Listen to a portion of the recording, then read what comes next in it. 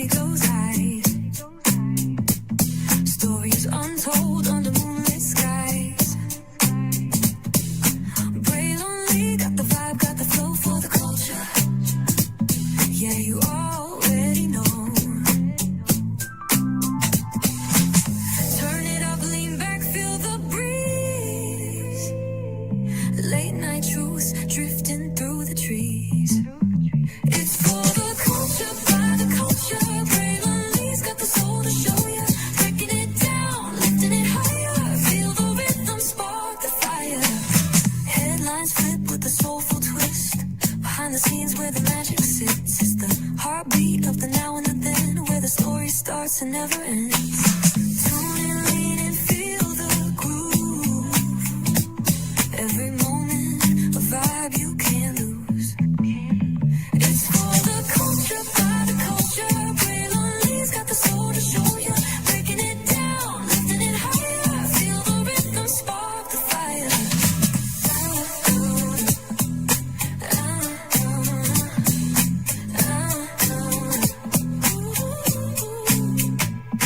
Hear the whispers in the city's hum. Echoes of stories where we're from. A beat, a step, a voice so clear. The pulse of us, it's all right here. We got soul, we got flavor.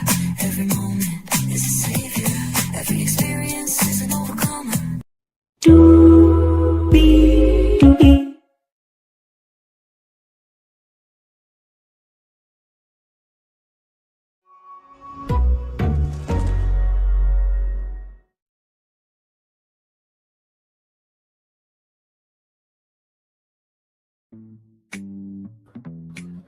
Well, hello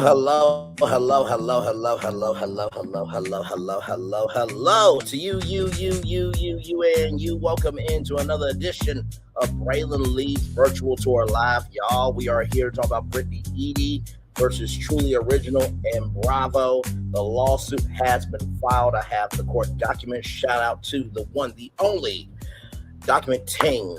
Shout out to him, a great brother, a great content creator, a great individual doing great things in the neighborhood. So let's get into it. Higher is waiting, low is available, but either way, we got to go on tour. Yes, indeed, we do. Let me take down this iconic intro here. You see that virtual tour background? Yes, you do. You hear that virtual tour music? Yes, you do. And then there is, hey, everybody, welcome in. Glad to have all of you here. So I got the documents. Let's make it do what it do, because there's a lot to discuss. Hello, Damien. Welcome in. Glad to have you here. All right, here we go, everybody.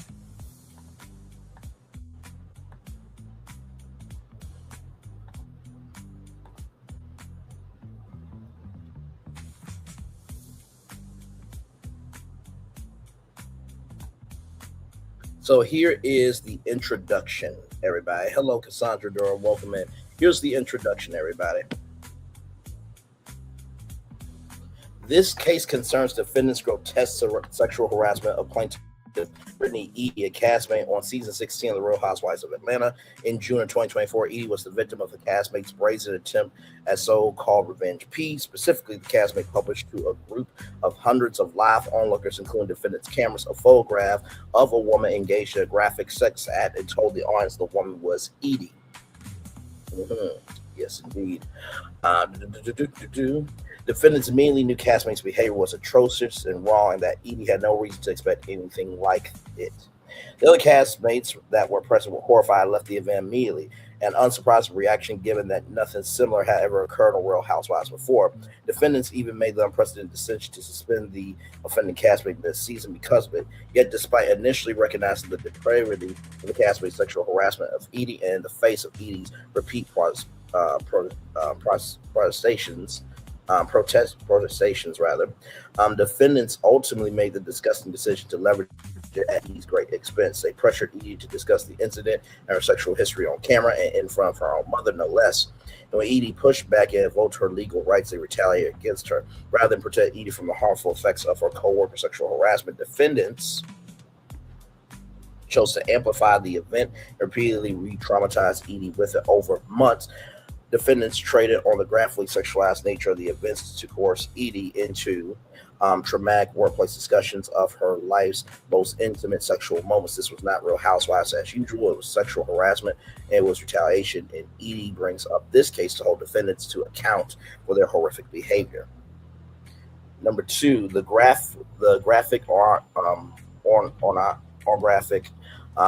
photo at issue appeared to depict a woman performing fellatio on an unidentified man. It was presented to a group of about 200 live onlookers by a fellow castmate on the show King of Revenge P. Moore. I'm sorry.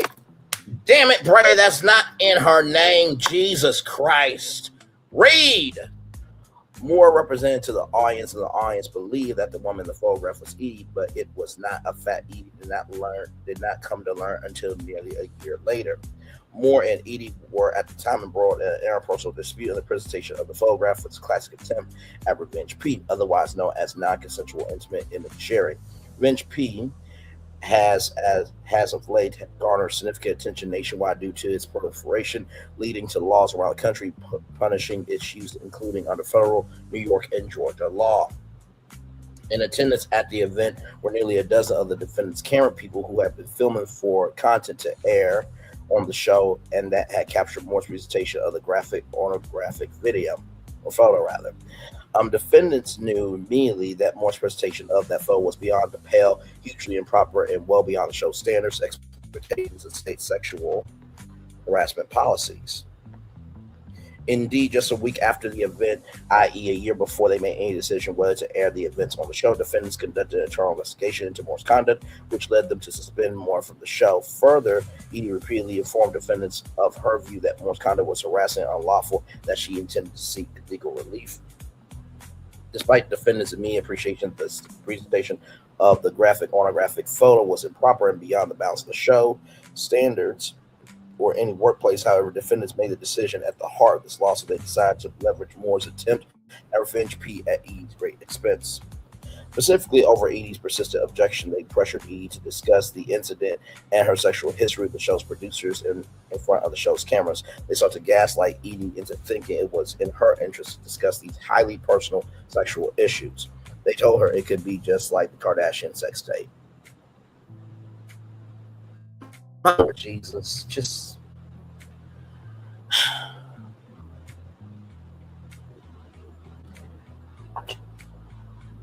The fact that the producers told her that she could be the next Kim K, it's like, I will say Kim K has definitely turned corners from that sex tape, but somebody should be more than their sex tape.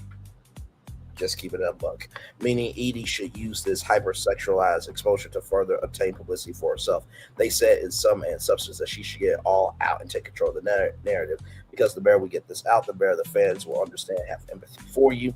When Eady pushed back and said she wanted no part of this, defendants effectively said she did not discuss the incident on camera. She would face less and potentially no camera time, maybe lose on pay. At first, Eady relented to this enormous pressure and ultimately discussed her most intimate, personal, and sexual moments with the defendants and in front of their cameras. Defendants thereafter chose to air many of these discussions to the world again, despite the recognition that Moore's conduct was beyond their show standards, expectations, and policies. All the while, defendants continually rejected Eady's efforts to investigate the incident herself, even refusing to allow her to see the photograph that Moore presented, which would have revealed to Eady that the photograph was not even her or that was a deep fake. Oh, so King of Revenge P. Moore is just a more famous version of Milagro Grams. Got it. Of course. Why didn't I think of that? Oh, wait, I just did. Then defendants twisted the knife for another grotesque display of sexual harassment and retaliation. They told Eady they were planning to invite Moore back to the show for the following season. That Eady wanted to be on the show next season, it would mean that she would have to do it alongside Moore, her harasser.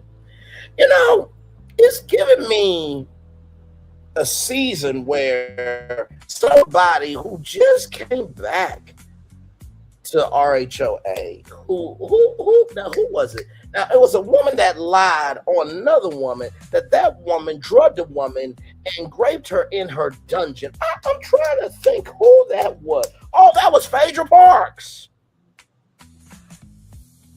Moving on. Enough was enough. Shortly thereafter, Edie announced that she would not be returning to the show. No one would dispute that the Real Housewives franchise trades on drama and often highly interpersonal drama. It has never traded on this type of graphic sexual drama before, for obvious reasons. It is disgusting beyond the pale and illegal.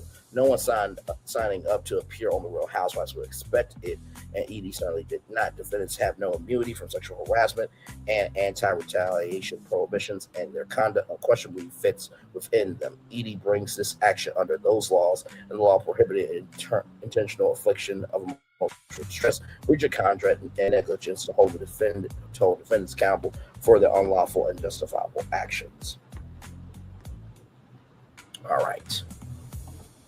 So, with that being said, that was the introduction.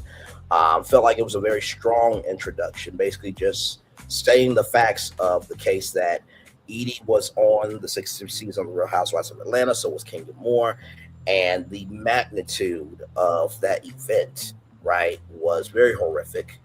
And watching it, I was ashamed, disgusted, and beside myself with their behavior, for sure. And like I said, Kenya Moore tried to move away rather from the magnitude of what she did. She went on Instagram Live and said, I'm gonna wait till 100,000 people show up there, I'm gonna say something. She never ended up saying anything. Then she did the Kenya Moore confessions on her YouTube channel, right? And everybody remembers that because I saw the post. I don't know why I screenshot it, but I felt like it was gonna go away. So posted that, talked about it, and then Kenya Moore came on for 1 minute and like 30 seconds. Everybody was pissed. I mean, everybody was pissed. Even Team Twirl was pissed, right? And so then when she finally came out with her confessions video, it was what it was. It was about, 300 people over here. So it was quite a lot of people. So, yes, indeed. So we're going to be here to read all the documents or as much as we can. I want to make sure that with these documents, we are reading them for what it is. Of course, we're giving commentary. But if you want legal analysis, go with people who do this legally, like just Jonda. She is great. I'm talking about this from a social and media point of view, right? Because that's what we do over here. We cover what's happening in the culture in real time. And I'm proud of Brittany Eady for standing up for herself. Kenya Moore deserves to be penniless, destitute, and she deserves everything that's coming to her. Now, we want Brooklyn to be okay. Okay, we want Brooklyn to be okay. We want Brooklyn to be okay. Kenya Moore, fuck her. Yeah, nobody's going, and no Team Twirl's going to do shit. Because I remember when I was in Diana Rose's chat, and I challenged Team Twirl. Nobody who went back and forth with me and Diana Rose's chat has come over to this channel and said, I'm sorry, Bray, you were right, because they know it's wrong. Like I said, Team Twirl accept revenge P behavior. And then Kenya Moore wants to get on social media like somebody gives a fuck about her opinion and is talking about the ultimate girls trip. Like, you're not relevant. The fuck? I can't. All right, y'all, here we go. Okay, there we go. Awesome. This court has subject matter jurisdiction over this action pursuant to 28 USC 1332 because the amount in controversy exceeds $75,000 and is between citizens of different states. This court has jurisdiction over each of the defendants because each of their principal place of business is in New York, and or does business on contentious and systematic basis in New York. This court also has jurisdiction over defendants because they each transact business in New York and commit a tort in New York, and Edie's claims arise from such transacting of business in New York and a commission of tort in New York. Venue is proper in this court because each defendant resides in this district, and because each is subject to personal jurisdiction here, and because a substantial part of the events or omissions giving rise to Edie's claims occurred in this district. This action arises out of a sexual harassment dispute, and Edie elects to invalidate any potentially applicable pre-dispute arbitration agreement. So the parties, according to Brittany Eady, was a cast member of season 16 of The Real Housewives of Atlanta, is a woman and is a domiciliary of the state of Georgia. Thus, for the purposes of permanent diversity, Edie is a citizen of Georgia. Defendant Truly Original LLC is a media production company with its principal place of business in New York, known for the production of unscripted reality television series. On the information and belief, Defendant Truly's sole member is Endemol USA or Endemol Shine, North America Holding, which is incorporated under the laws of Delaware, has a principal place of business in California. Thus, for the purposes of determining diversity, defendant is a citizen of Delaware and California. Defendant Bravo Media LLC is a cable television network with its principal place of business in New York. For information and belief, Defendant Bravo's sole member is Bravo Holding LLC, whose member is NBC Rainbow Holding LLC. NBC Rainbow Holding LLC has three members: NBC Stations Management Second LLC, whose sole member is NBC Station Management LLC. NBC Station Management LLC, whose sole member is NBC Universal Media LLC, which is discussed as Infra, is a citizen of California, Delaware, and Pennsylvania for the purposes of diversity. NBC Cable Entertainment Holding LLC, whose sole member is NBC Universal Media LLC, which, as discussed, Infra is a citizen of California, Delaware, Pennsylvania for purposes of diversity. Thus, for purposes of diversity, Defendant Bravo is a citizen of California, Delaware, and Pennsylvania. Information and belief, NBC Universal Media LLC sole number is NBC Universal LLC, which has 7 members: Comcast Navy Acquisition LLC, Comcast Navy Contribution LLC, NBC Universal Enterprise, which is incorporated in Delaware, has a principal place of business in Pennsylvania. Comcast DW Holding Incorporated, which is incorporated in Delaware, has a principal place in Georgia. Comcast CCW Holdings LLC, Comcast Snap Holdings LLC, and SNL Entertainment Holdings LLC, which is Saturday Night Live, by the way, everybody, which is incorporated in Delaware, has a principal place in Pennsylvania. More information and belief, the members of Comcast CCW Holdings LLC and Comcast Snap Holdings LLC are Comcast Navy Acquisition LLC and Comcast Snap Holdings Incorporated, which is incorporated in Delaware, has a principal place of business in Pennsylvania, and the sole member of Comcast Navy Acquisition LLC is Comcast Corporation, which is incorporated in Pennsylvania, has a principal place of business in California. On information and belief, Comcast Navy Acquisition LLC has 7 members: Comcast Sports Net England Holdings LLC, Comcast Sports Net Philadelphia Holdings LLC, First Holdings LLC, Comcast CHC LLC, Comcast Contribution Holdings LLC, and E Holdings for the E Network, which has been spun off into Versant, which is a separate company from NBC Universal, which is incorporated in Delaware, has a principal place of business in Pennsylvania. More information and belief, the members of Comcast Sportsnet New England Holdings LLC are Comcast Sportsnet NE Holdings, that's New England Holdings Incorporated, which is incorporated in Delaware, has a principal place of business in Pennsylvania, and CSNNC Partner LLC, whose sole member is Comcast Holdings Corporation, which is incorporated in Pennsylvania and has its principal place of business in Pennsylvania. The members of Comcast Sports Net Philadelphia Holdings LLC are Comcast Holdings Corporation and Comcast Spectator Holding Company LLC, whose sole member is Comcast Holdings Corporation, and the members of Versus Holdings LLC are Comcast Holdings Corporation and E Holdings LLC. The sole member of Comcast CHC LLC is Comcast Holdings Corporation, and the sole member of Comcast Contribution Holdings LLC is Comcast Corporation. Thus, for the purposes of determining diversity, defendant MC Universal Media LLC is a citizen of California, Delaware, Pennsylvania. So, with all that being said, that's just telling you the web and how connected this web is. Like I said, when we have viewed the media, map of who owns what, it is a very huge map, and we look at that map through Evan Shapiro. So let's get into the statement of facts. Here we go. Okay, good. So, right, your statement of facts: the Real Housewives of Atlanta. The Real Housewives is a franchise of reality television programs that feature cast of prominent women in various cities. The programs follow the social lives, steal into the relationships of cast members, and often focus on interpersonal drama between the cast members. While arguments between cast members are common, the tenor of the franchise is generally lighthearted and depicts the lives of women who lead glamorous lives. As a general matter, the show's context is not sexualized or graphic in nature.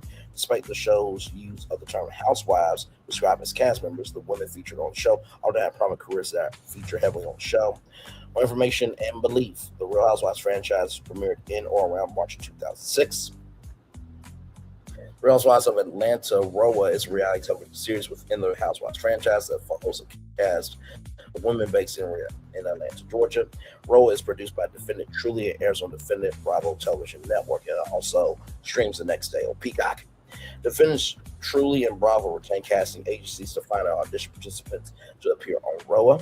More information and belief, ROA premiered in or around 2008. Defendants Truly and Bravo exert a high degree of control over the actions of producers on its programs, including ROA, regardless of whether the producers are employees, agents, and or contractors of defendants. Now, for those of you who don't know, ABC Universal recently released people from their NDAs because you guys remember Bethany Frankel trying to team up with SAG-AFTRA to create a reality television show Union and everything that happened with that. No update on that as of now, but that did happen. Okay. Defendants actively pursued Brittany Eady to become a ROA cast member. Prior to her appearance on ROA, Eady was a prominent and successful businesswoman in Atlanta. She previously modeled to appear in music videos or video vixen. At all relevant times, ran insurance business for high-end luxury clients and coached others in the insurance industry. In 2021, a friend of Eady's who had appeared on different Real Housewives franchise referred her to a casting director. Eady had rarely, if ever, watched ROA, was familiar with the premise and have heard from many of cast members. Eady had multiple calls with ROA's casting director representatives from ROA casting agency, but was initially told the agency would not move forward the casting process because Eady was too young. 2 years later, however, in August 2023, different casting agent contacted Eady by text about the potential of her audition for ROA. Casting agents outreach to Eady was unsolicited. At the time, Eady decided that she did not want to appear on ROA. In August of 2023, Eady replied to the casting agent and stated that it was not a good time for her to appear on the show because she was just starting business and was wary of the potential for bad press and reputational damage. In November of 2023, the same casting agent again reached out to Eady and asked if Eady was interested in interviewing for ROA. At this time, Eady agreed to participate in the casting process. The casting agent connected Eady to Donna Mangowitz, the casting director for ROA. More information and belief, Von Mangowitz was at all relevant times, rather an employer or agent of Divergent Content, a casting development company that specializes in unscripted content, including reality television. Information and belief, one or both defendants retained Divergent Content. 2 cast participants for season 16 of ROA and authorized Divergent Content to act as its agent and make representations to potential participants about the show, including associated talent contracts. In November 2023, Eady participated in a Zoom interview with Kayla Martinez and Kieran Copeland, who, on information and belief, were all relevant times employees or agents of at least one of the defendants and were cast producers of ROA. At that interview, Eady was asked about her knowledge of the Housewives, social circles, TV experience, job, relationship status, reasons for wanting to join the show, thoughts on the cast and the show. During the November 2023 interview, Eady asked the cast producers about the possibility of fights and drama between the cast members. Eady stated that she was nervous about appearing on the show because of the potential fight amongst the cast. Martinez and Copeland stated on this Zoom call, however, that the upcoming season will be a reboot with a new vibe and more lighthearted, fun and flirty and glamorous than previous seasons. That the show was moving away from high drama content. The lies. Shout out to Candy Burst. After Eady's initial interview, Eady was led to move forward with the casting process. In January 2024, Eady participated in an additional interview over Zoom with executive producers Lorraine Houghton-Lawson, Lauren Eklund, Linda Cox, and Kamar Brasa. On information and belief at all relevant times, Houghton-Lawson was employed by Defendant Truly as a special vice president of programming. On information and belief at all relevant times, Eklund was employed by Defendant Truly as the executive vice president of programming. On information and belief At all relevant times, Cox was employed by defendant Truly on information and belief. At all relevant times, Bossa was employed by defendant Bravo. During the January 2024 interview, the above named producers asked Eady about her background, family dynamics, relationship history, and how she would interact with the other housewives. During the January 2024 interview, the above named producers also again represented to Eady that the upcoming season will be lighthearted and fun. That will be the biggest shakeup Roll has seen in its 15 years, and that was a reboot for the show. After the January 2024 interview, Eady participated in at least two additional interviews with producers Aroa, Information and Belief. Each producer that Eady met with was employed by one or both defendants. After the third interview, Eady was asked to participate in a chemistry test filming in February 2024. For the chemistry test filming, executives from defendants Truly and Bravo were to fly from New York City to Atlanta to meet Eady in person and spend the day filming her and her husband. Prior to the chemistry test, Eady was provided by defendant Truly agreement that will govern the terms of the chemistry test filming. The chemistry test agreement contained within the chemistry test agreement was a broad release of any and all possible past and future legal claims of any kind that in any way relate to Eady's involvement in the chemistry test. For example, the release contained within the chemistry test agreement did not carve out any intentional towards violations of workplace protection and non-discrimination laws from the release of any of claims. Rather, further, the chemistry test agreement did not contain any provision restraining defendant Truly from filming Eady while she was nude or engaged in sexual activity. So this is the thing, right? I get that this is a chemistry test to see if you have chemistry with the cast, but that should have been included without question. Yes, you're signing up for a reality show, but also too, your talent should be protected because if they're not protected, you don't have content, right? Based on the breadth of the releases in the chemistry test agreement, Eady was concerned that she would be signing away any protection she had against being intentionally harmed in the filming of chemistry tests or having her privacy violated beyond any reasonable expectation while filming. On February 21st, 2024, Von Mankiewicz texted Eady to check in. Eady responded by text, "Hey, still talking with the husband, not looking good right now because of release." Von Mankiewicz responded, "Britt, don't make the appearance release your hill to die on." Eady responded, "Have you seen a copy of the release?" Von Mankiewicz responded, "I have. It's pretty standard. Everyone has signed it to appear on camera." Von Mankiewicz also said, "Keep in mind the appearance release is not the actual contract for being on the show." Next day, Von Mankiewicz reached out again by text and wrote, "Need to know where you stand by noon tomorrow, so keep me posted." Eady responded, "I'm not comfortable signing that release due to giving up all my rights. So I understand that forfeits my opportunity with Roa. If anything changes with the new release, let me know. If not, I totally understand. I just know my heart. I know better than signing that contract."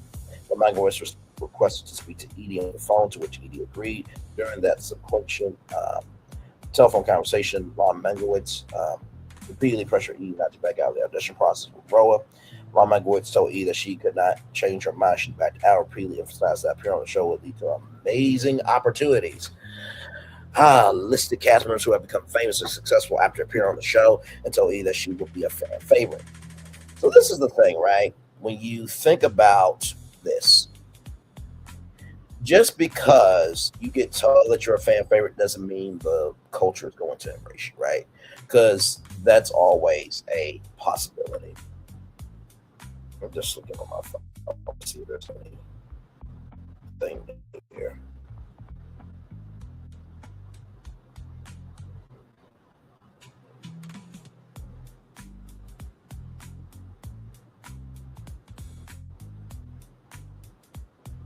Just looking to see if anything is new, but doesn't look like it.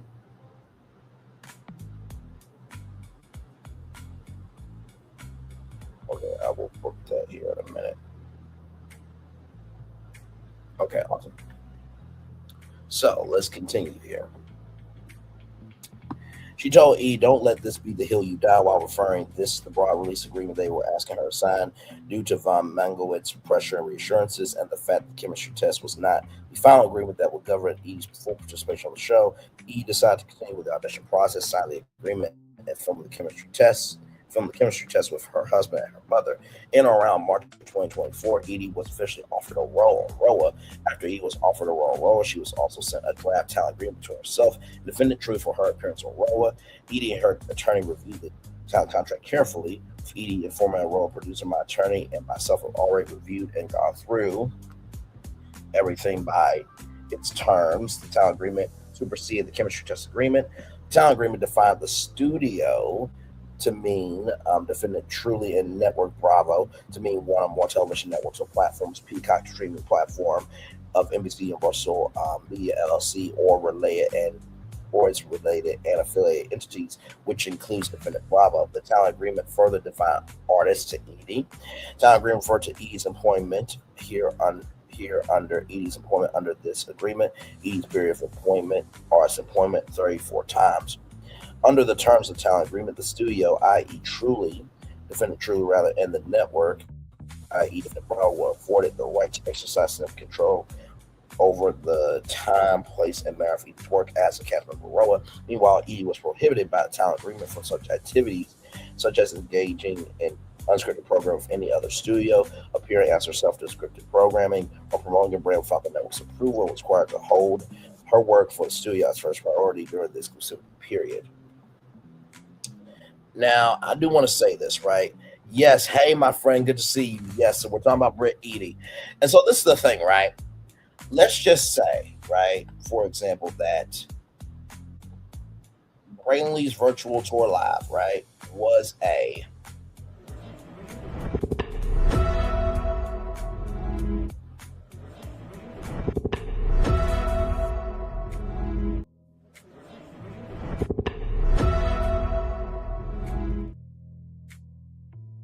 now, if I wanted to do work inside it, Disney rather, ABC.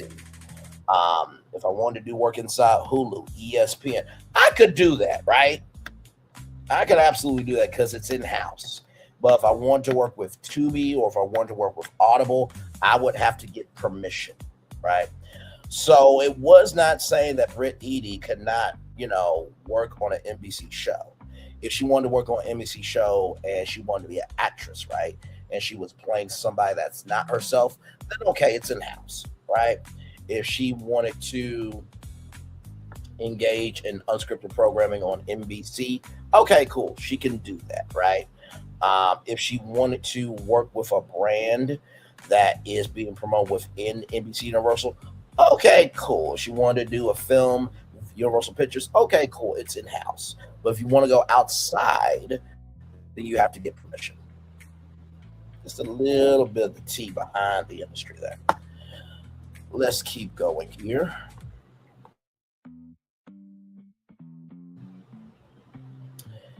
Let's see here. Nobly, the talent agreement stated that the studio shall not film artists while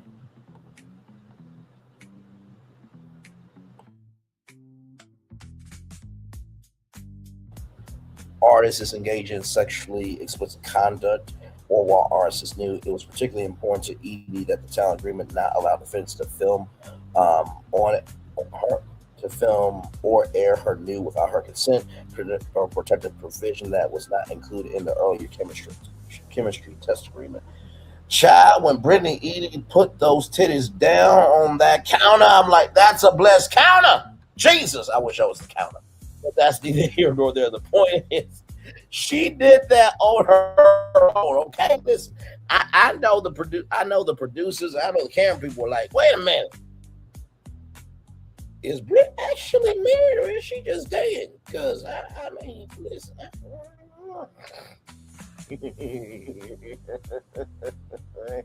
Let me stop. Moving on.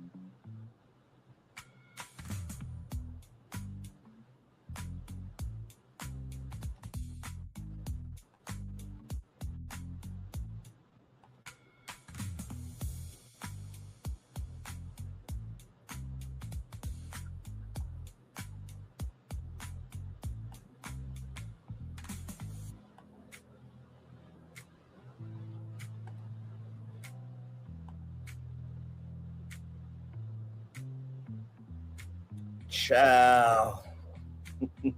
Okay. Okay. Let me see something. Give me a moment.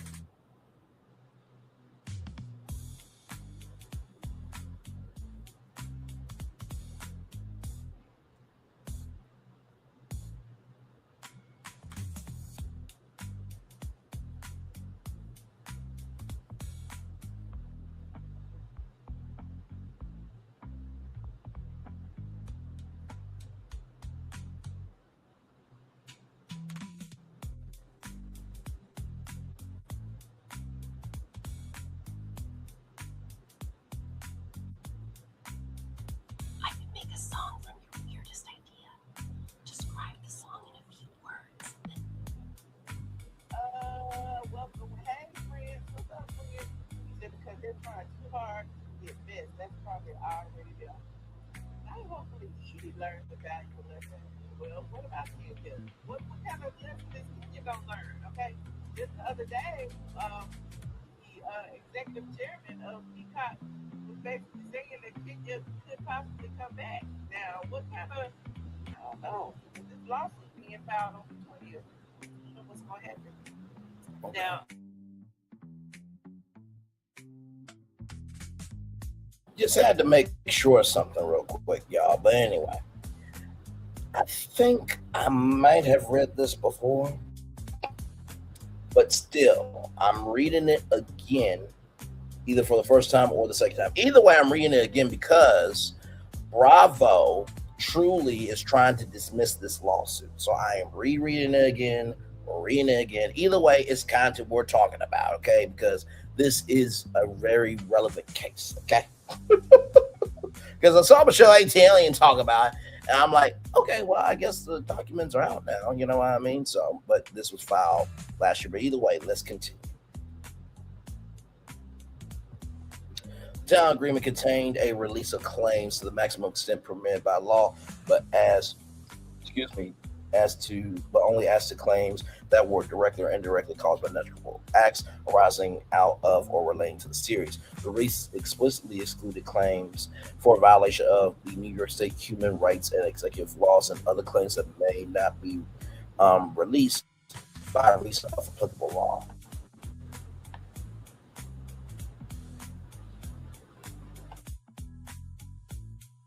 Thus, as accurately previewed by von Mangelwitz, the release in the town agreement was far less encompassing than the release of the chemistry test agreement with which Miss Eady, say that three times, which, see right there, Miss Eady had been highly concerned. The town agreement also included specific provisions covering defendant Truly's commitment to anti-discrimination, anti-harassment, anti-retaliation policies.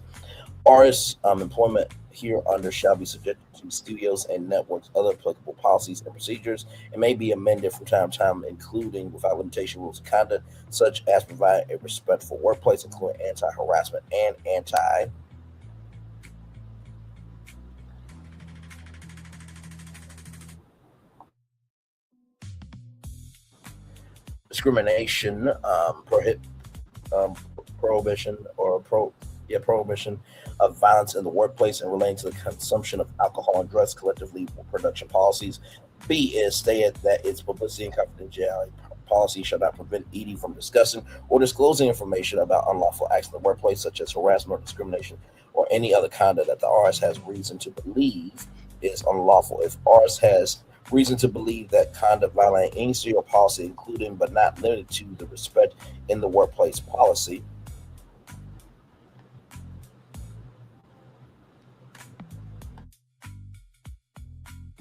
has occurred or is occurring in the workplace, artists is encouraged to report such conduct through the studio's appropriate channels or through the channels provided by the network so it can be properly addressed. Artists will not be retaliated against or in connection with or reporting such conduct. Let me read that two more times. Artists will not be retaliated against for or in connection with reporting such conduct. Artists will not be retaliated against for in connection with reporting such conduct. So basically, if Britt Eady felt anything from this show and what happened to her, she should not be retaliated against. So now, because Bravo and Truly, right? Original want to dismiss this. If you didn't do nothing wrong, why are you trying to dismiss it? If you did nothing wrong, why are you trying to dismiss it? If you did nothing wrong, why are you trying to dismiss it? Because y'all said that Kenya Moore did too fucking damn much, right? So, what it is, cuz, what's up with it? I'm not getting it.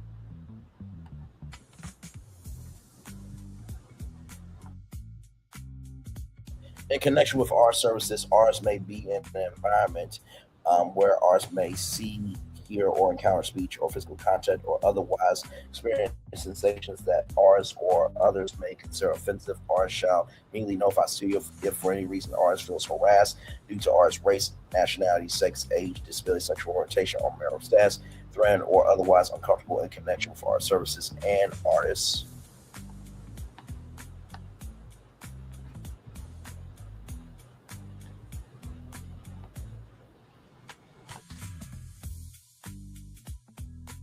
Understands that studio shall not and shall not authorize anyone else to penalize or retaliate against ours for doing so. Understand that studio shall not and shall not authorize anyone else to penalize or retaliate against ours for doing so. Understands that studio shall not and shall not authorize anyone else to penalize or retaliate against ours for doing so. So because this was in the talent contract and Bravo Truly Original did not do this, Britt Eady has a really good case.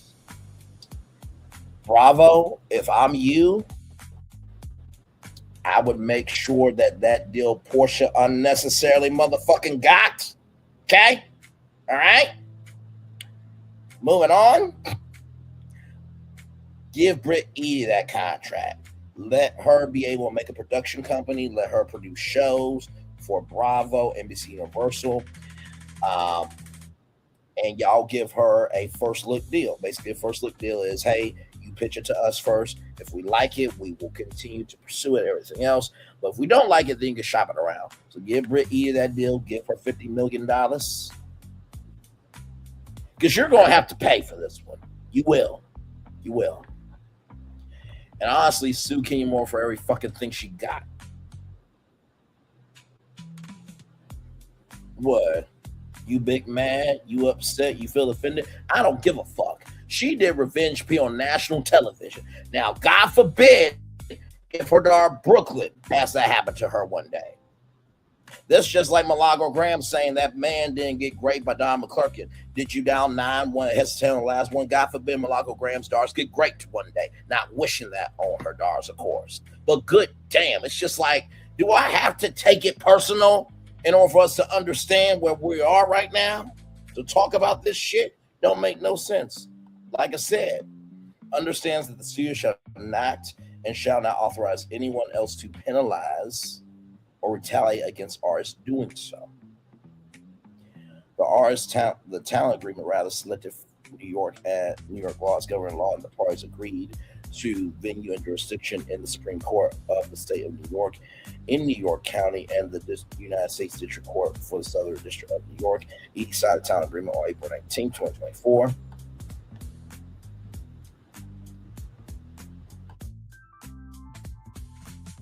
On May 10th, 2024, 3 days before filming, Jacob Hongren, director, business and legal affairs at Defendant Truly, sent Eady and each other castmate or every other castmate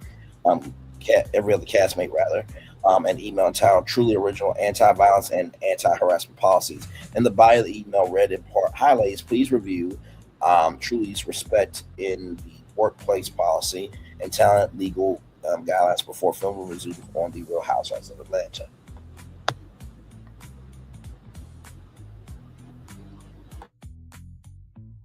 Attached to the email was a document referred to in the talent agreement. Truly Original LLC respected the workplace policy. Truly Original respected the workplace policy. The Truly respected the workplace policy outlined a series of robust and specific commitments from Defendant Truly to avoid sexual harassment and retaliation, including the following. Truly is committed to provide a professional, respectful work environment where everyone is treated fairly and with dignity. In support of this commitment, the company prohibits discrimination, harassment, bullying, and retaliation in the workplace or work-related settings, and that includes, events associated with Bravo and directly associated events with Bravo, like BravoCon, for example.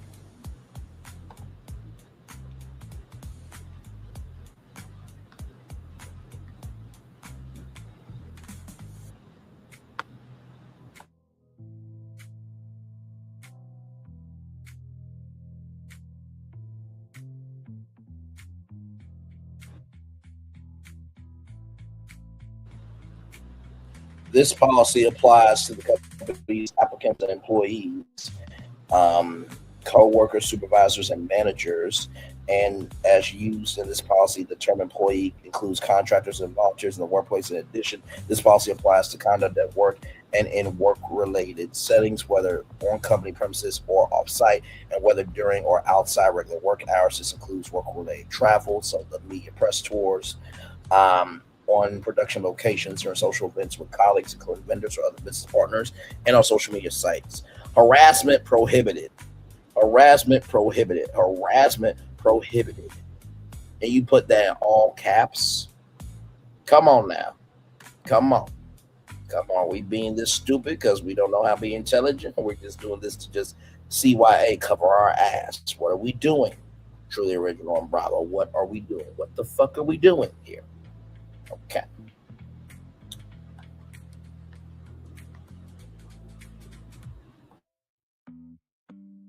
Harassment is a type of discrimination and includes conduct that creates a disrespectful, intimidating, hostile, degrading, or offensive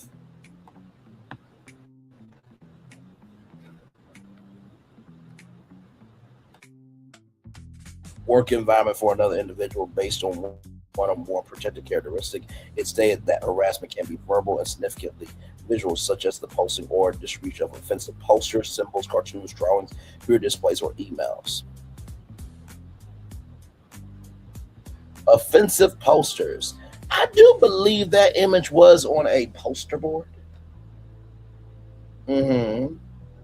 Mm-hmm. Mm-hmm. And then the emails and text messages. Mm-hmm. Mm-hmm. Mm-hmm. Yeah. Sexual harassment is generally categorized in two types: quid pro quo harassment and hostile work environment harassment. It stated that quid pro quo harassment could be submission to sexual conduct is made explicitly or implicitly a term or condition of an individual's employment, or submission to or rejection of conduct by an employee is used as the basis for employment decisions affecting the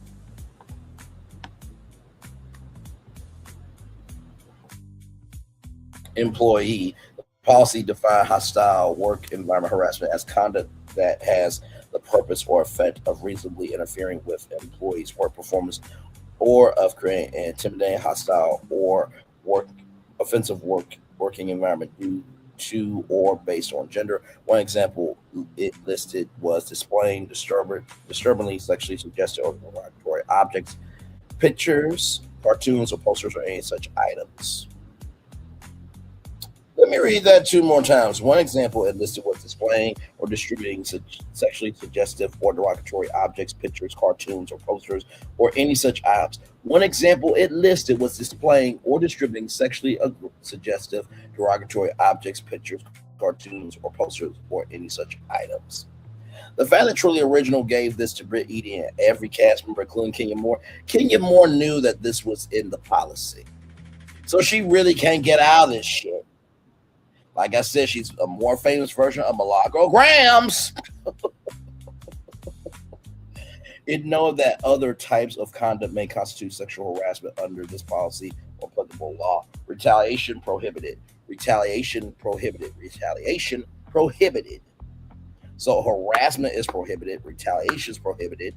You cannot display or disturbingly suggestive or derogatory objects, pictures, cartoons, or posters of any such items. This is locked, signed, sealed, and delivered. Like, for real, this is how it's looking to me.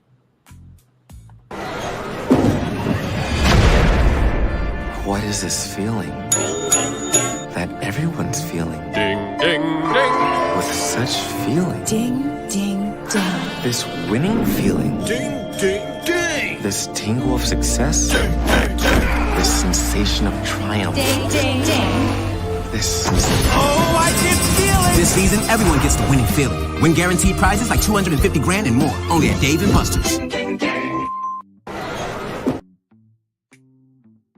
Ding, ding, ding. Hello. Like, bravo, Truly Original, Kenya Moore. Y'all are fucked. Okay?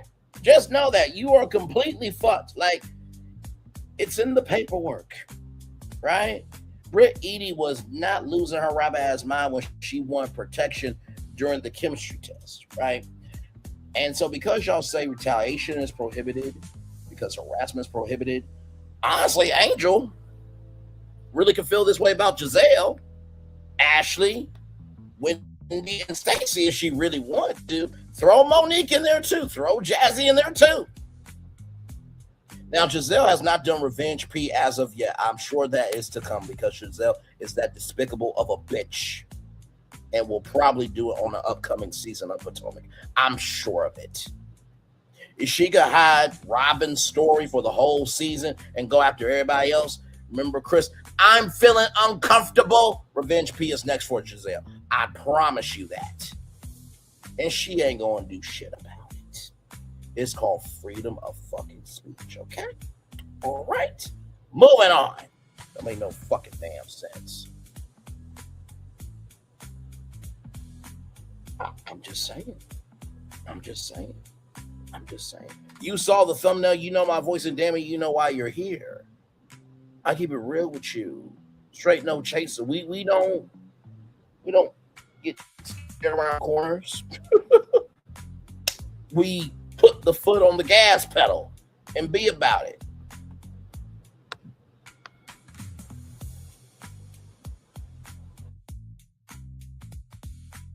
The company strictly prohibits retaliation against any individual who in good faith raises a concern internally or to an appropriate government agency or tribunal about or otherwise opposes discrimination, harassment, bullying, or retaliation or other behavior.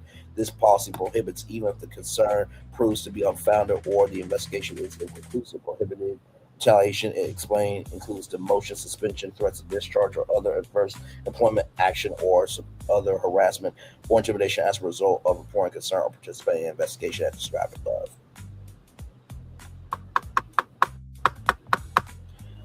So remember how, the producers were saying that if you don't participate, there could be diminished screen time and diminished pay.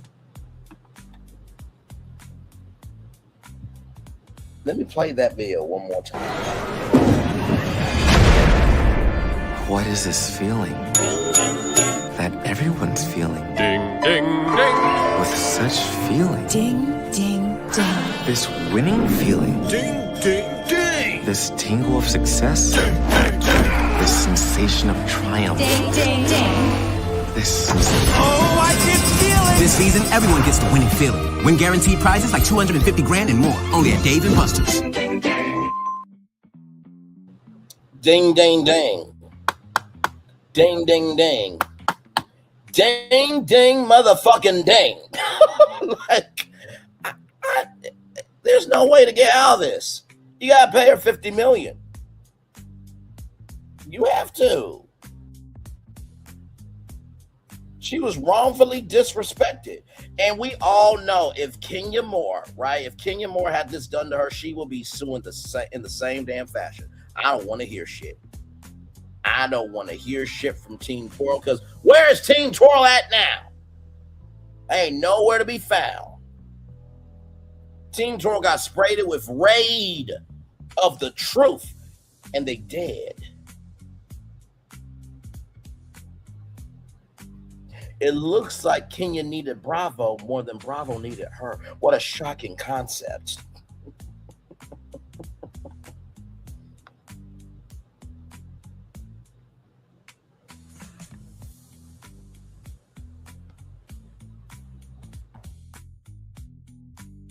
Just days before filming, Cox told Eady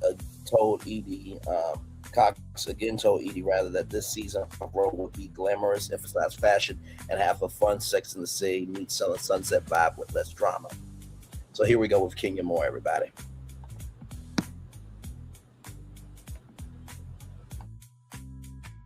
Kenya Moore, a former RHOA castmate in a classic attempt at Revenge P, sexually harasses Eady by publishing a pornographic photograph purportedly depicting Eady during a filmed cast event. By the way, everybody, like I said before, Kenya went to her hair salon and said, I'm not going to say anything until 100,000 viewers, get on. Then, of course, the Kenya Moore confessions thing that happened. But then she went on Townhall and finally admitted that she took it too far, that she was trying to defend her child. Brooklyn had nothing to do with this shit. People love Brooklyn more than you.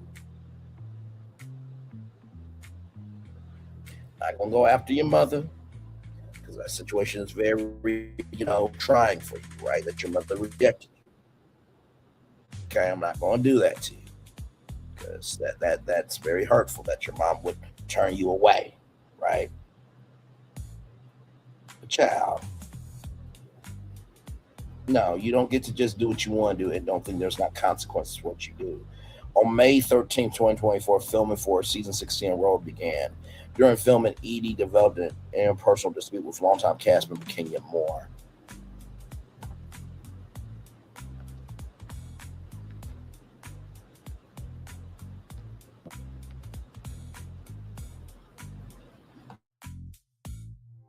Information and belief, Moore has signed a talent agreement with defendant Truly that was nearly identical to Eady's, except that her rate of pay was higher due to her tenure. On Information and belief, in the spring of 2024, Moore began to develop a concept for a new hair salon that she wanted to open in Atlanta, Georgia. Moore then used the platform of Road to promote the launch of the salon.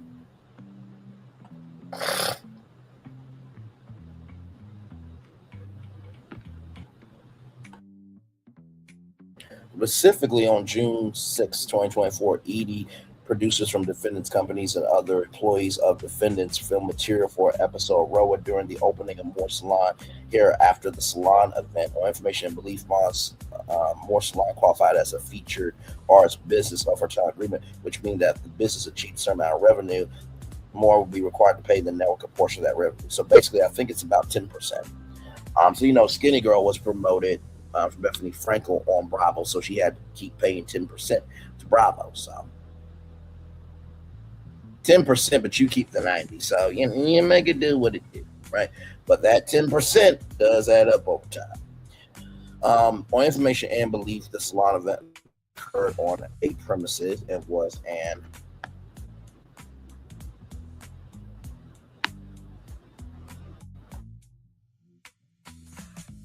activity for which Moore owned or controlled all such access rights, and therefore, under the terms of Moore's talent agreement, she irrevocably granted the network's access, including without limitation permission to film and otherwise make recordings in and of the salon event. The salon event was described to cast members as an all-cast event, which meant every cast member was required to attend. For Information and belief, Moore also invited various members of the media to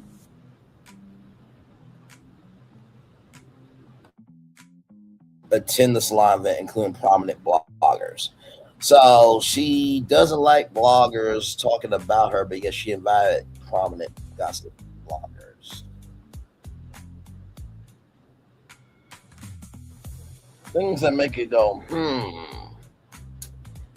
oh my Lord. I'm trying to think, how would that be personified in a meme? Oh, I think it would look something a little like this. It's not just feeding the hungry only on Thanksgiving. It's an everyday situation. You know what I mean? This is 265 days a year.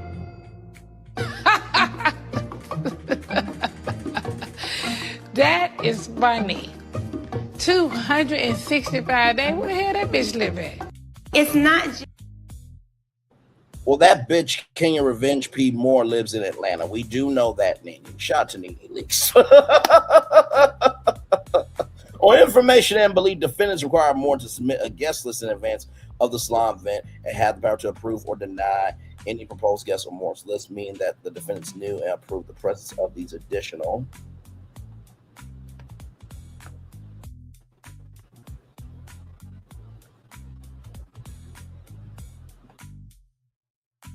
members of the media. Prior to the salon event, Eady expressed to the producers that she did not want to attend because of the interpersonal conflict that had developed between herself and Moore. Each believed that her attendance at the salon event will cause an unwanted escalation of tension between herself and Moore.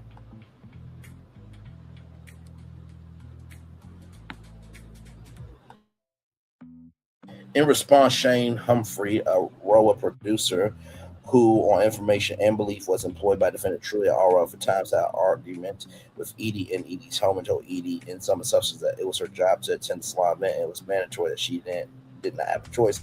Eady, in response, said she was not ready for the drama during the salon event would entail round. She felt like it was a setup, and she was terrified that her attendance at the salon event would cause tensions to escalate further.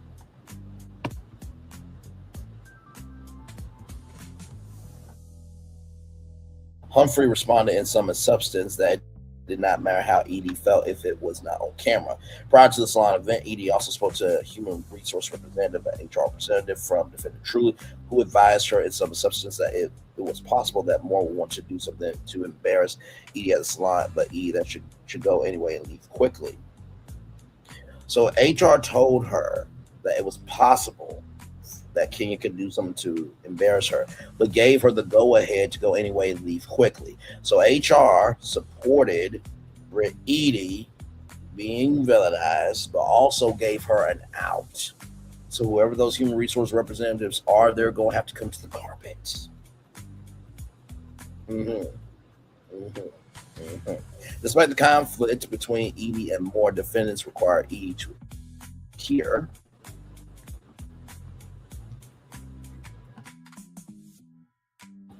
at the salon event and represented to Eady that she could be fired if she did not attend. Each cast member was required to wear a microphone provided by defendants during the filming of the salon event. Employees of defendants circulated at the salon event to ensure that the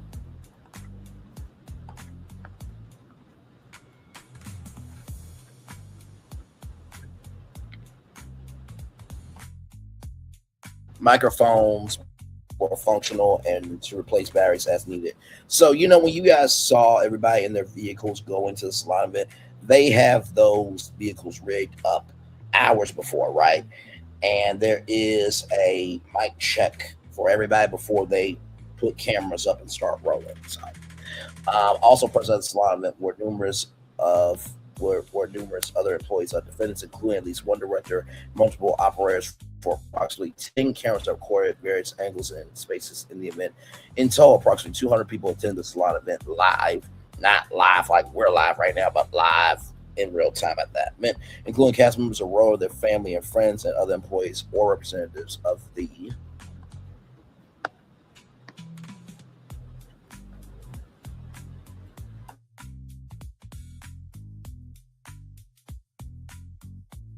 defendants. Eady arrived at the salon event at the time scheduled by defendants' True production team and left shortly after.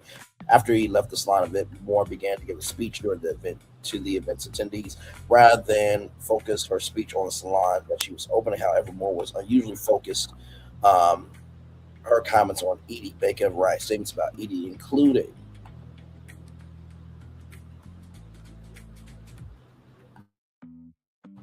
false and derogatory statements about her profession, character, and personal sexual history.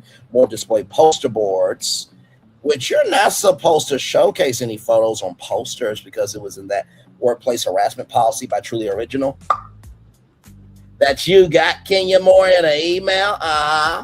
Yeah. You done fucked up, right? You done fucked up, right? Let's keep going.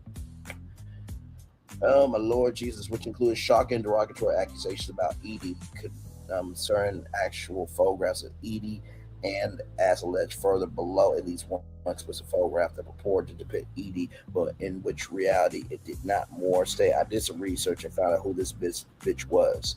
Well, it takes a bitch to know a bitch, Kenya, and you wouldn't know about being a bitch, wouldn't you? Moving on. Listen, Kenya Moore said bitch to Britt, okay? I am using it in a context, conjecture, and connection of what we're talking about. I'm not calling Kenya Moore a bitch. I'm just saying it takes a bitch to know a bitch. And Kenya Moore would be a bitch who would know what being a bitch is about, to know another bitch. That's all I'm saying. My God. Moving on, suggested that the statements would follow were facts that have been discovered by Moore.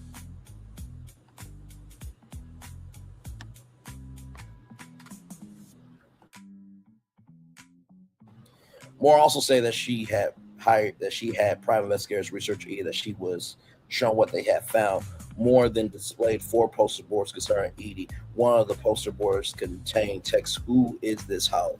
There was a person who said hoe, and now they're caught up in a lawsuit by not just saying sorry, taking down a video, and moving forward. But hey, listen, the only person I know that can say hoe and have great style and some flair is Karen Huger's wig. I got your wig, I got your wig, ho. Ah, you mad at Wigiana. Shout out to Karen Huger's wig.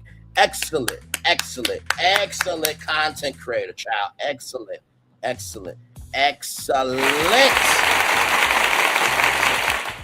So damn, Louie. Let's continue.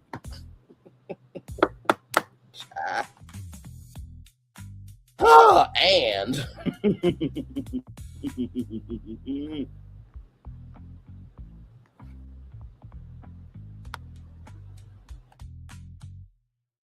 contains several photographs depicting Edie. Moore points to each photograph on this poster board and say Britt Eady is her name. It's the same girl. Moore also referred to Edie as a trap video hoe, implying that Edie was currently or formerly engaged in prostitution. Give me a moment.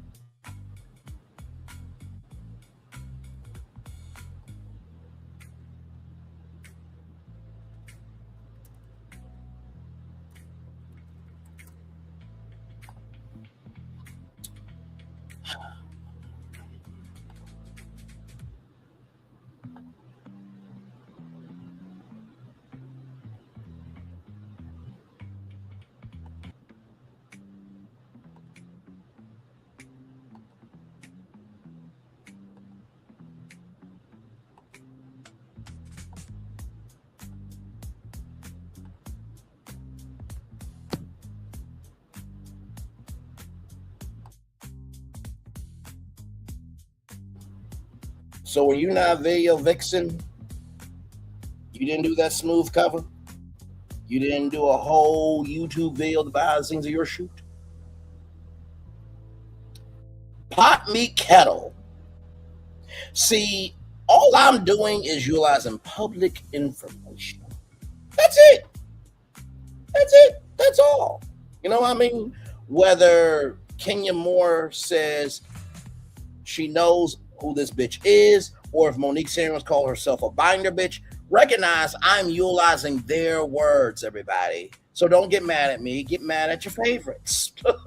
Because they're the smart ones, right? Say it, no one ever. God, I can't. Moving on. Oh.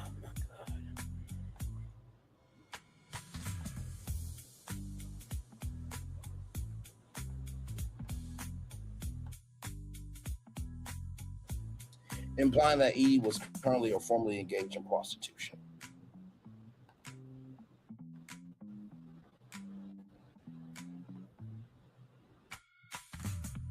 Edie has never engaged in prostitution, and Moore's statement to the contrary was false.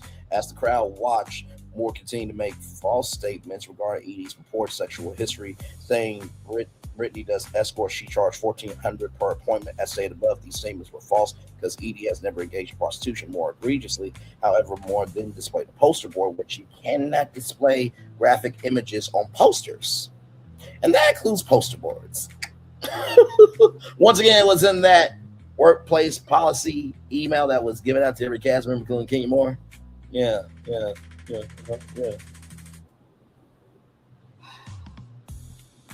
Wasn't you the one that said coochie crack? And wasn't you flirting with somebody else's married man? I mean, listen, you the one that did on national television. I'm just talking about the ass. Moving on.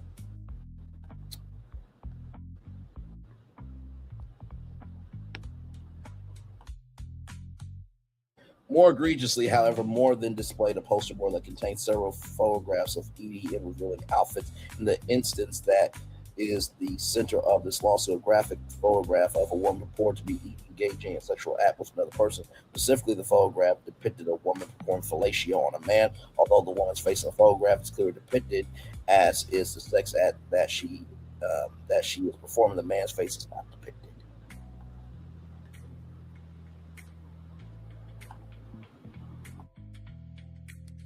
Moore represented to the crowd that Eady was the woman depicted in the explicit photograph. In reality, however, the explicit photograph did not depict Eady, but instead depicted a different unknown woman performing fellatio on another unknown person, and or was.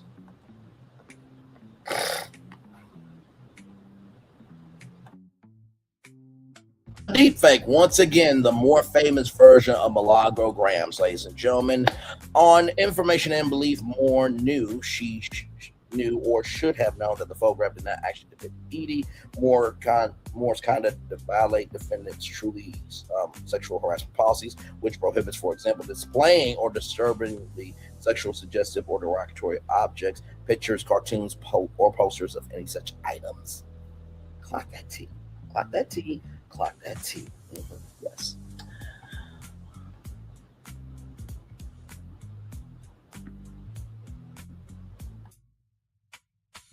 Moreover, the foregoing conduct of Moore constitute at the minimum an attempt to violate the revenge P laws in Georgia. See Georgia Code 161190, prohibition on nude or sexually explicit electronic transmissions, in New York penal law 245.15, unlawful dissemination or publication of an intimate image. More information and belief, Moore's entire speech at the salon event, as well as images of all poster boards that Moore displayed, were captured on cameras that the defendants used to film the event.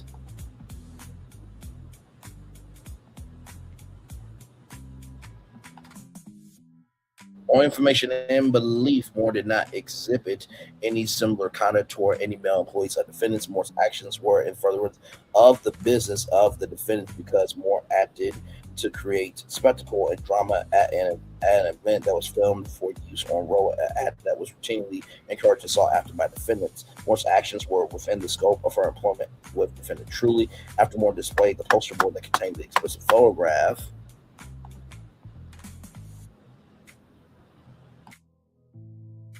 by the way, a deep fake is an image or recording that has been conveniently altered and manipulated to misrepresent someone as doing or saying something that was not actually done or said. That's from Merriam-Webster's Dictionary. Similarly, earlier this year, the Federal Take It Down Act was enacted into law, which makes the non-consensual publication of images, including deep fakes, a federal crime. Now, Kenya Moore says she went to a lawyer.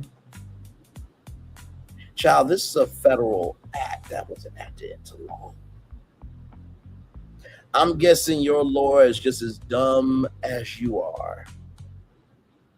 You play dumb games, you win dumb prizes, bitch. Moving on.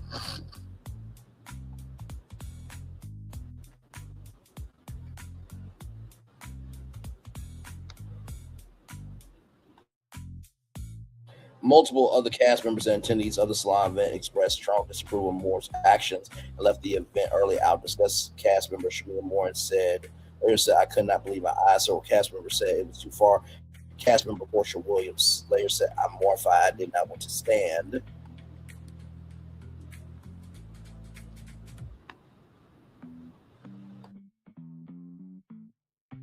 There, it seemed like I was in agreement with this. I don't support this. Cast member Shamia Moore said, but this is too much. Cast member Angela Oakley said, I empathize with it because I can only imagine the pain that it may cause anyone who was exposed that way. In reaction to the shocking events, Williams said she did not want to be on camera and Moore asked the defense to remove her mic, and like she was never even at this event. Well, child, we know that you only believe 265 days exist in a year, but you were there. Mm-hmm. You were on camera. Moving on.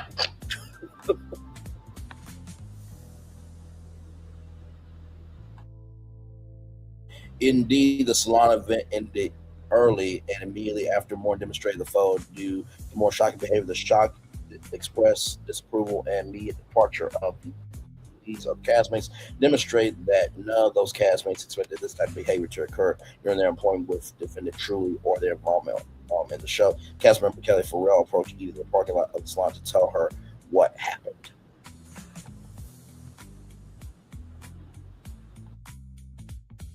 She and Edie sat in a car, did not allow the cameras to follow in the privacy of her car. Farrell said that Moore had shown photographs of Edie naked performing sex, adding that Moore said that Edie had engaged prostitution. Edie asked Farrell for more detail about the photograph, but Farrell said that she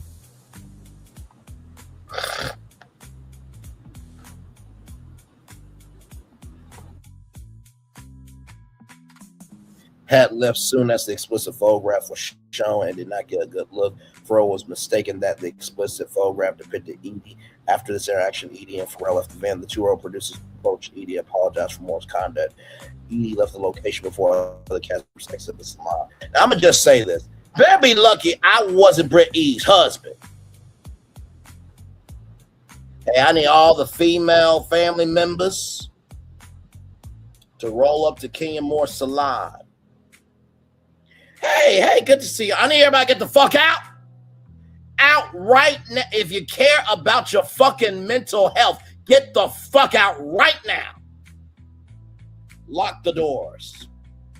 Kenya, meet some people. Y'all handle it.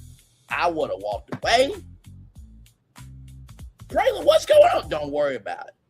Family being police right now. Don't worry about it. Y'all ain't going to do shit for my wife, so I'm going to have to do it. Moving on.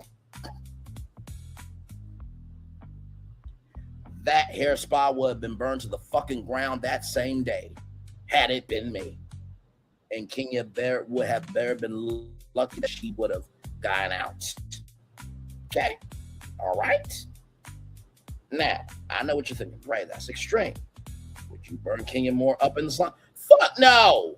I would have the females of the family give her a lesson. Then we would, make it do what it do. And I would get some lighter fluid. The men would come in, make it do what it do. Then we would burn. We'll take Kenya Moore out the salon. Good damn. Not that much of an asshole. Jesus. Moving on. Like I said, everything's allegedly, in my opinion, for entertainment purposes only. Okay. Now listen. I know that sounds extreme, but this woman did Revenge P on national television. Let that have been your sister, your daughter, right?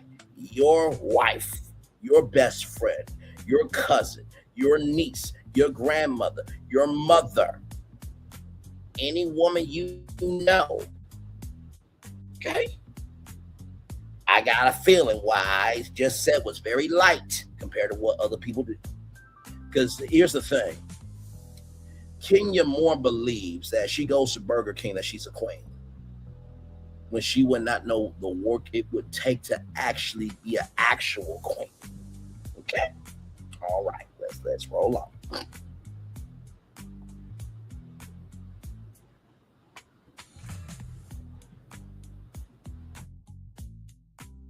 Based on representation of Pharrell and the other and the producers, Eady believed that the explicit photograph depicted her. Eady currently does not have knowledge of how Moore obtained the photograph. She displayed the false information that she disseminated salon. However, prior to salon, the defendant truly possessed the knowledge of false rumors concerning Eady's sexual history that circulated at forums.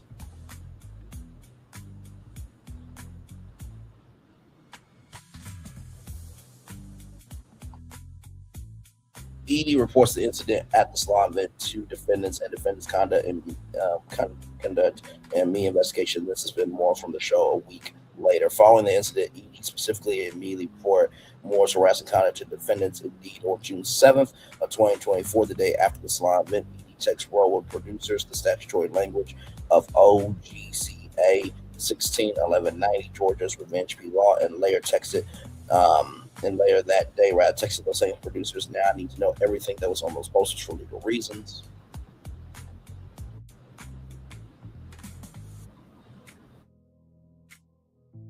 That day, defendant Truly executives, including Houghton, Lawson, Cox, and Humphreys, called Eady to discuss the incident. For information and belief, Houghton, Lawson, and Cox called Eady from their offices in New York while Humphrey was in Atlanta. During the call, Eady was distraught and emotional, and she had every right to be.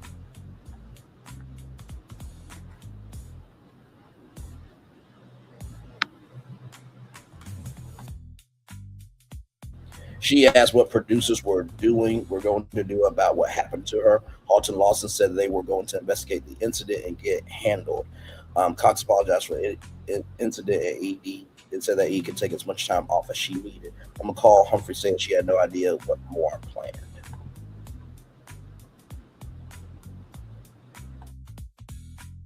Eady was skeptical because Humphrey knew that Eady did not want to attend the event. The salon event had pushed Eady to go. had pushed Edie to go. On the call, Edie asked the photographs of the board at display.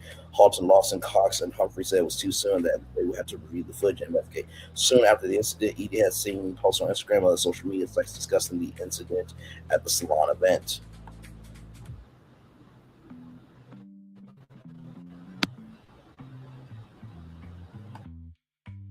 Bloggers and media organizations began contacting Edie for a comment on the Edie was also the subject and target of harassing comments on social media. Additionally, online rumors were fueled by the post of cast member producer Dora, who generally confirmed the post on Twitter. The incident at the salon event. During the call after the salon event, Edie reported to Halton, Lawson, Cox, and Humphrey about these online posts, media outreach, and harassment she received, as well as Dora's post.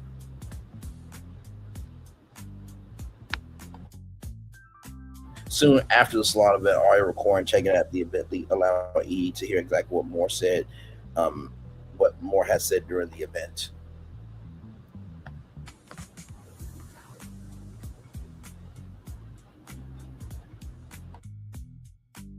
On information and belief, defendants reviewed the footage of Moore's speech and the poster board she displayed and conducted an investigation. Within a week of the June 6th, 2024 incident, defendants suspended Moore from the film in the 16th season of Roa, specifically due to her representation of the graphic pornographic photo purportedly depicted Edie. Indeed, on or around June 14th, 2024, well before any episode C16 aired, a source associated with Roa made the following statement to Aaron tonight.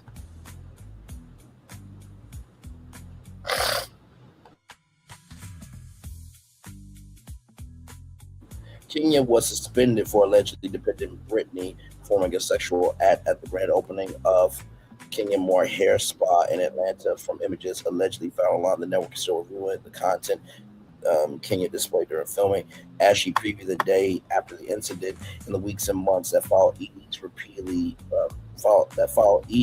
repeatedly told the show's producer that she intended to seek legal relief, contain more sexual harassment and legal use of revenge plea against her.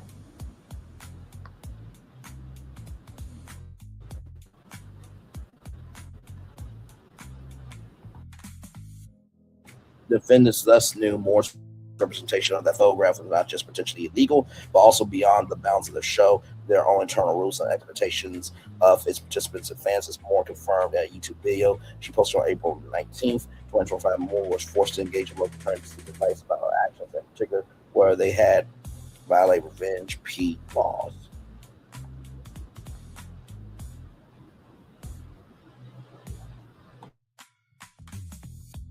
Despite suspending Moore for horrific sexual harassment of Edie, defendants themselves sexually harassed Edie by soliciting a film discussion of the salon incident for months, forcing Edie to discuss and reference her sexual history on camera and effectively air the incident the following year. Despite Cox's assurance the day after the salon event that he could take off as much time as she needed,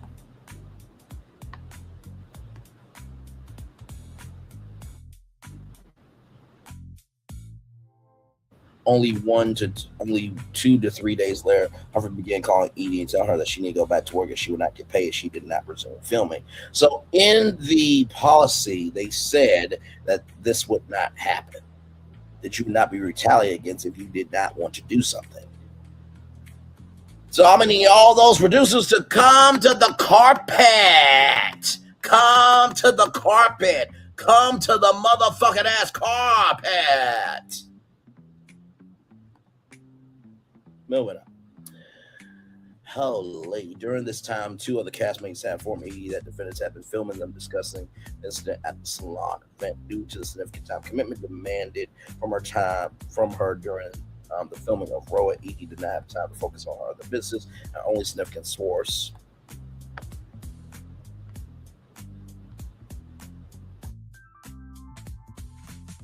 income at this time was her per episode pay for Roa. Edie did not want to resume filming or discussing the incident on camera, but she was repeatedly and persistently pressured by defendants to do so. Producers encouraged Edie to be as emotional as possible to get on camera, meaning to discuss the incident at the salon event in detail. Producers encouraged Edie to take control of the narrative by discussing the incident and said in some substance, the better we get this out, the better the fans will.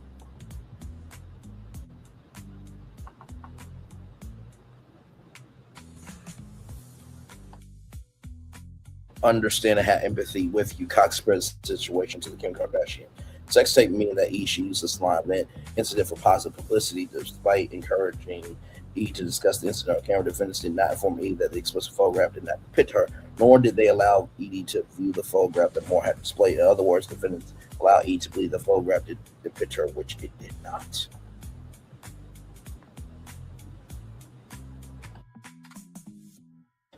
In the face of this pressure, Edie repeatedly and consistently told the defendants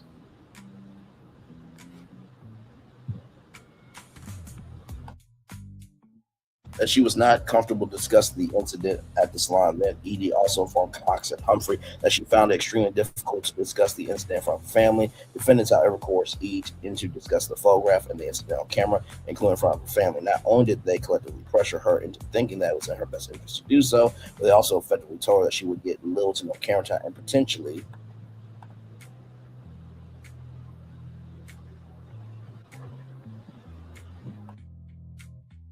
no payment if she did not do so.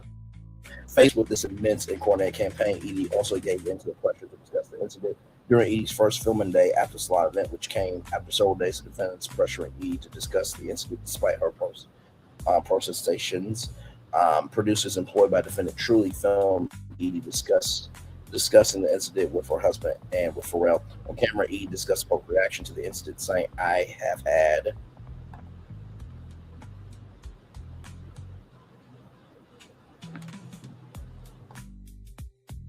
all of Kenya's millions, my friends, my colleagues, my business partners DMing me.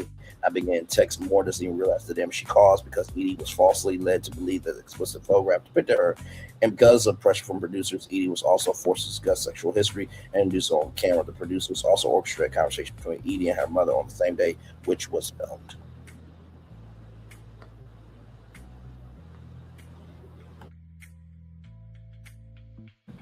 The producers pressured Edie to speak to her mother about the incident at the salon event, and by doing so, to discuss her sexual history with her mother on camera during an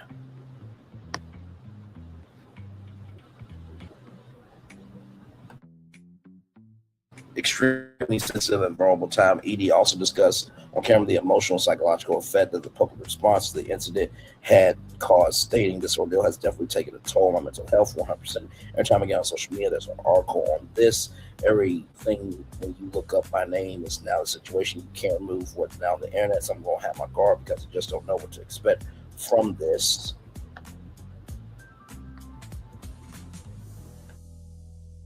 Group of ladies. During this period, Edie repeatedly had sessions with one of the defendant's psychiatrists, Dr. Alexander Herbach, to discuss the trauma of the salon event. So basically, most of these reality shows now have a therapist, but of course, you gotta be careful what you say a therapist because they can use that against you with the network.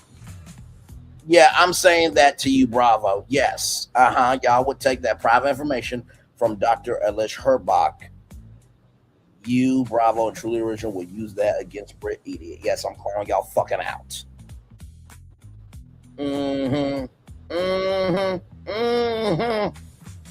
After Edie restarted filming, Edie tried to learn more from crew members about what exactly Moore had shown poster boards on set. Edie had asked Cox if she could see the footage of the event, showing the poster boards Moore had displayed.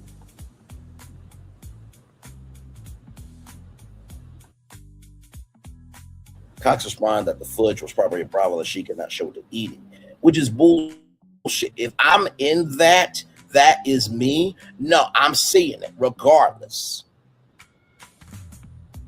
Cox's assertion was not sensible because Edie was subject to a confidentiality agreement and because provisional versions of the episode's content were routinely shared with all participants prior to airing. All information believed crew members had also been instructed not to substantially discuss the incident at the salon event with Edie.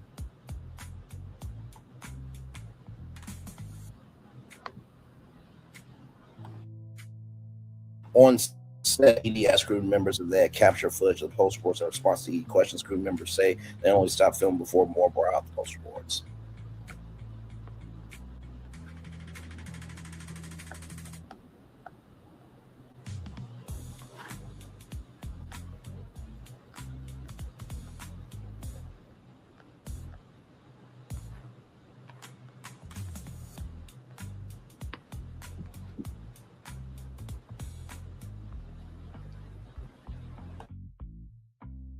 So there's Kenya Moore right there, right, with the poster board. I'm going to go back up here in a minute.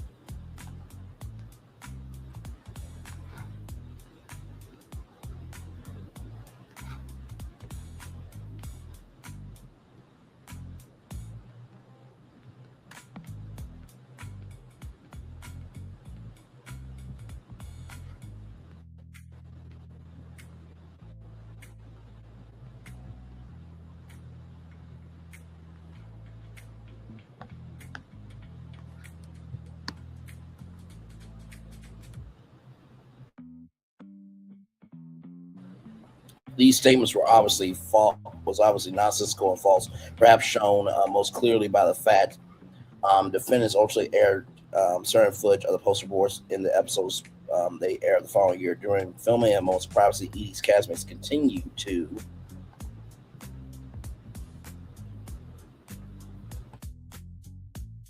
discussed the incident at the salon event with her in late June after filming of an episode on location in Nashville. Cast member told E that another cast member, Sador, had given more of the information he used on the poster board. Information believed this conversation was not filmed, as alleged below. Defendants again forced E to discuss the incident at the salon event months later while filming confessional statements after the main taping of the series ended.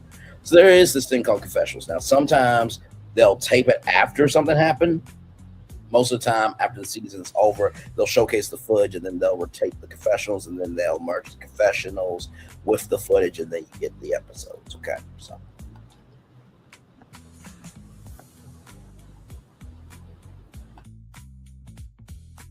More information and belief. Despite Edie's clear anguish from the salon event and protestations of more sexual harassment, defendants encouraged, facilitate other castmates to make unwanted, highly offensive, sexually explicit comments to Edie on camera. Or around June 18, 2024, castmate Drew Sidora asked Edie, "Did you ever sell it, the cat, for into prostitution?" Now, Drew, somebody can say, "Have you ever told the truth about anything, or do you just lay down and lie?" Okay, all right. Now, we all know, Ralph is a piece of shit. But come on now. Come on. My Lord Jesus. On or around July 5th, 2024, castmate Angela Oakley told E that she had stretch marks and miles around her mouth, referring to fellatio. Child, at least Brittany Eady was getting it in. Charles, you was upset with Charles that he didn't even recognize you for your anniversary. Do you miss me? Yeah. At least, not Angela Child, but at least Brittany Eady was claiming somebody.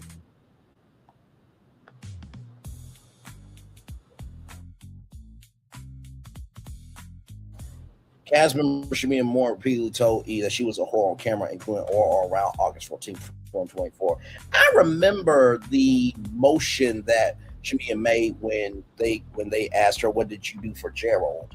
And that looked like horse behavior. And then we saw what you did to Portia Williams. So were you a whore of being destructive as a friend and just prostituting yourself just so you could get camera time so you would destroy friendships?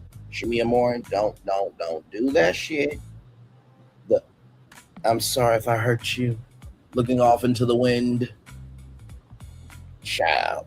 These comments violate, among other things, defendants' truly workplace right to RITW policy on information and belief defense, ignore remedial action against these.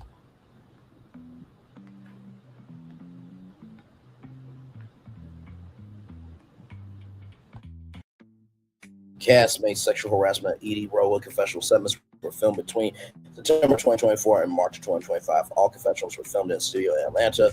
During the filming of confessionals, producers requested cast members discuss the events of each episode as though they just happened to give the impression that confessionals were filmed contemporaneously with the rest of the series.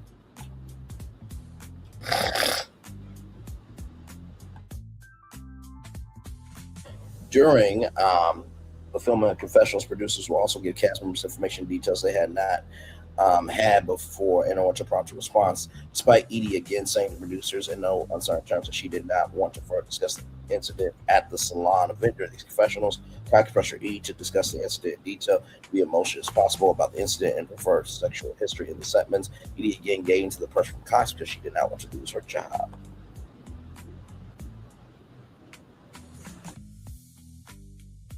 At Rowa or lose her opportunity to receive bonuses on information and belief between the beginning of filming and March 9th of 2025. Defendant Bravo edited footage obtained of filming of the cast-produced episodes for Rowa. 16th season of Rowa premiered on March 9th, 2025. On information and belief, defendant Bravo was responsible for all decisions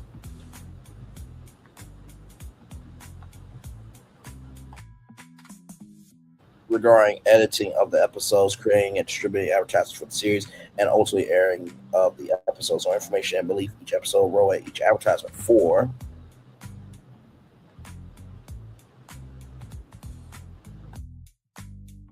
Row was edited and broadcasted from New York City prior to the premiere. Defendants produced and released promotional material for the new season that referenced the incident at the salon event to stir up drama and titillate viewers. For example, on January 30th, 2025, Bravo posted a video to his YouTube channel titled Sneak Peek Your First Look at Real Housewives of Atlanta Season 16. The video included a picture of Moore at the salon displaying a poster to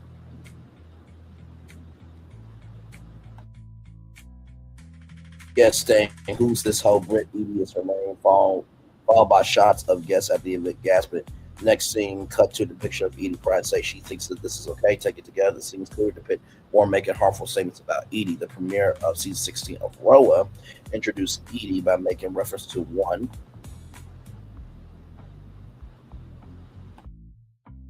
of the most humiliating aspects of the aftermath of the salon event, specifically while other cast members were introduced by references to their marriages and friendships. First line spoke about Eady that was she was show all, but second everything changed. I had to talk about sucking dick with my mother. On April 7, 2025, episode 5 of Roa aired and the broadcast significant portions of more sexually harassing behavior at the salon event. In particular, the episode depicting more say I did a little research and found out who this bitch is. Once again, it takes a bitch like you to know another bitch. Okay, now Kenya Moore said bitch in that statement. I'm repeating her words. Moving on. And displaying poster boards contain blurred out photographs with some visible text. The episode showed a poster board that read, "Who is this hoe?" accompanied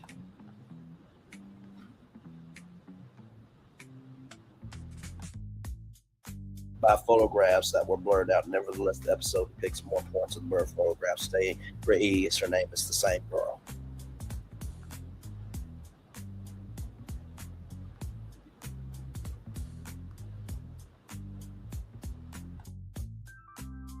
The episode next showed Moore stating that her private investigators found more evidence for me to display another poster board. Second poster board was also displayed with blurred photographs.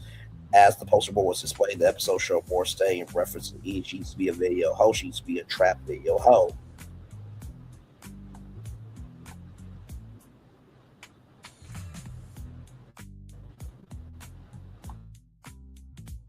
And once again, it takes a hoe to know a hoe. Kenya Moore.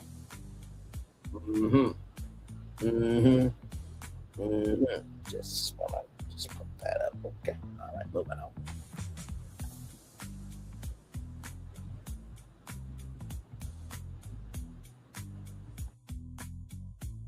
She used to be a video hoe. She was a trap video hoe. The next episode depicted Moore staying. They kept sending me information, holding up another poster board.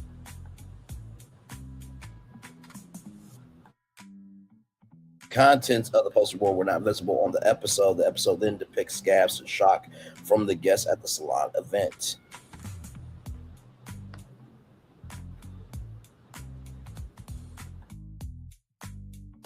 Next, the episode cuts to a black screen containing the text saying, due to the graphic nature of these photographs, Bravo has chosen not to exhibit them.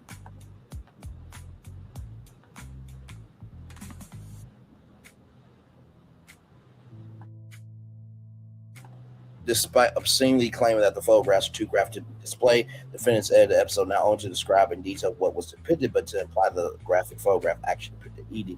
Specifically, immediately after the bus screen display was over, the unknown cast member played, in which the cast member said, "Ain't nobody trying to see this girl suck nobody dick. That's just so crazy."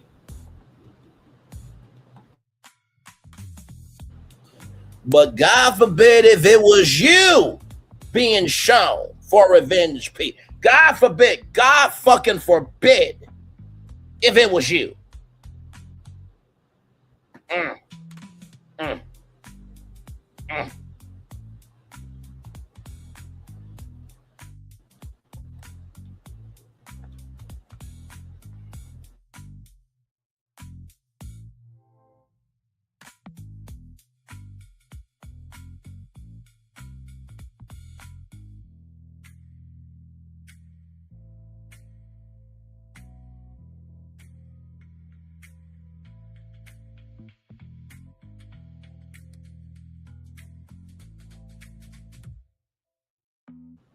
Thus, even though the episode did not depict the photograph itself, the defendant's editing of the episode clearly represented to viewers that Moore had displayed a photograph that depicted Eady perform fellatio. In both clips of the incident and confessional portions filmed thereafter, cast members expressed their mortification and shock that explicit photographs purported to be of Eady were displayed at the conclusion of the episode. By explaining what was displayed that contained the text based on King's behavior, the decision was made to cease filming with her this season.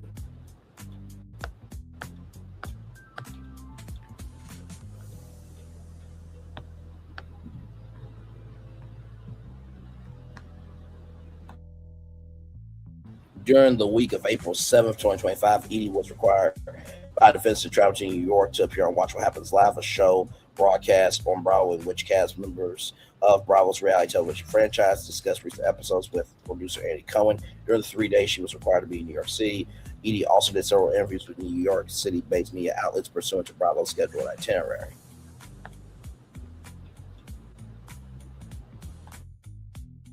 While Eady was in New York City, road producers, including Cox and Burskar, invited Eady to have dinner with them privately. While at dinner, Eady asked Cox and Burskar if she could see the actual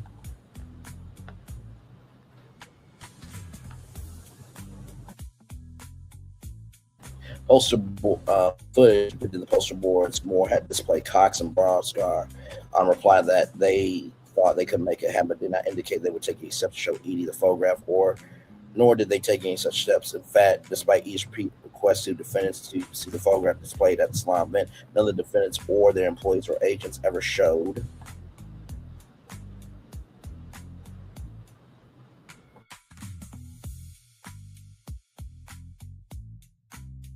Eady the photograph or any recordings or images of the poster board that contained the photograph. At the same dinner in New York City, Constance Barskar told Eady that she was approved to appear on season 17 of Raw. However, Cox and Barskar also informed Eady at the same time the show planned to bring Moore back from season 17, despite what Moore had done. Indeed, Cox and Barskar even asked Eady how she would feel about filming with Moore for season 17, and then they asked him equivocally, suggesting that it was not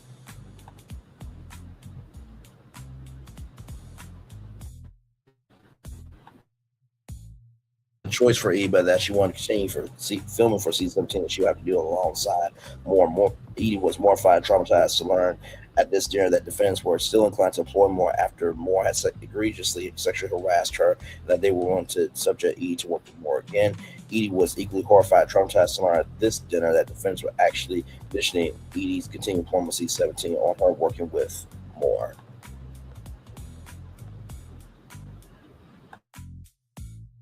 Her harasser.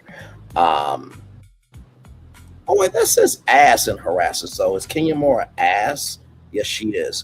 Each of the participants at that dinner knew that Eady had suffered significant emotional distress from Moore's harassing actions, yet they assisted Eady appearing on the next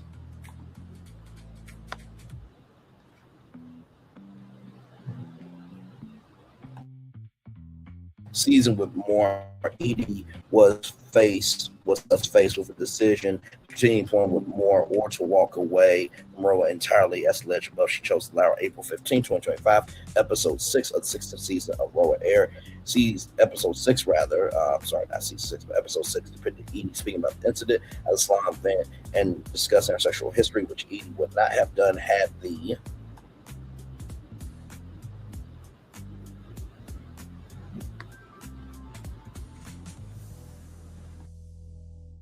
defendants not forced her to resume filming and pressured her to discuss these topics while she was in a vulnerable state and emotional state in or around late of May 2025. Eady heard from fellow castmate, the two castmates, Trina Moore and Kelly Farrell, who previously called Eady a whore on camera, planning to falsely accuse Eady of having undergone vaginal rejuvenation surgery with forged medical documentation at the reunion in June 2025.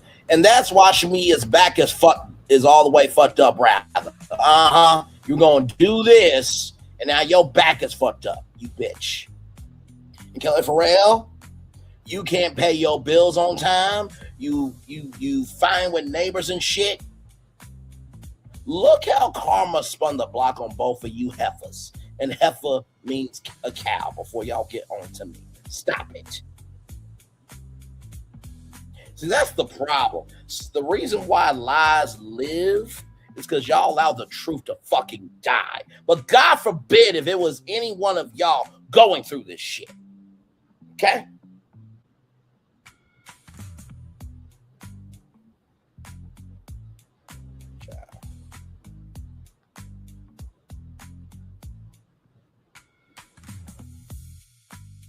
This false accusation was intended to insinuate that Eady was a prostitute.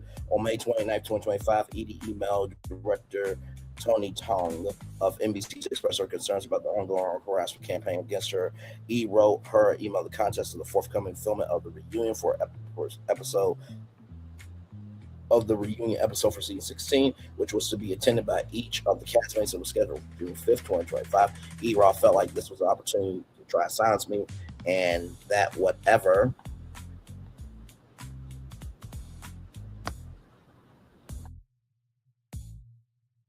will take place at the reunion is no longer just a work environment, but a hostile smear campaign at best. Eady also had a call with several executives where she reiterated her concerns. In response later that day, Haldren, defendant of Truly's business and legal affairs,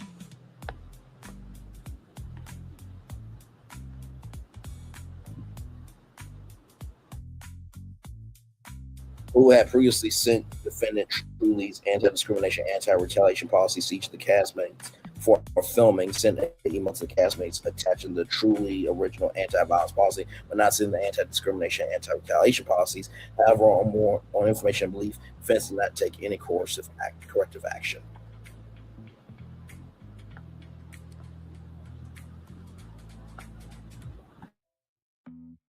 In June of 2025, Eady for the first time saw a photograph of the poster board more displayed that contained the photograph that was purported to be an explicit image of herself, and she immediately recognized the woman in the photograph was not her because of her concerns of the ongoing sexual harassment and defendant's failure to take corrective action. Eady also declined to appear at the season 16 reunion tape or around June 5th of 2025. And that was her absolute fucking damn right. I would have did the same thing. Actually, as her husband, I would have came out and flamed all of them. I would have not given no fucks about it. Not one.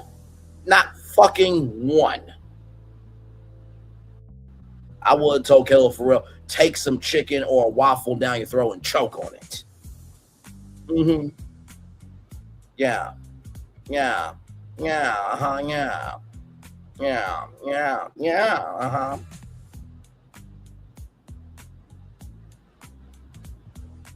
I would have told Shamia Morton that, child, just because you drive a Rolls Royce doesn't mean that you have a Honda Civic soul. Shout out to the Honda Civic. It's a great sedan, but basically, child, you a basic bitch.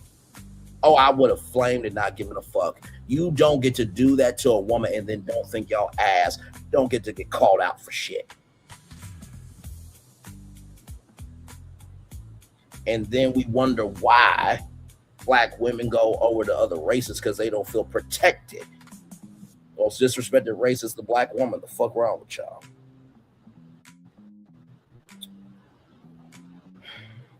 Oh God. Because of her action. Oh yeah, we already read all that. For example, Eady feared that castmates Moore and Pharrell will harass her by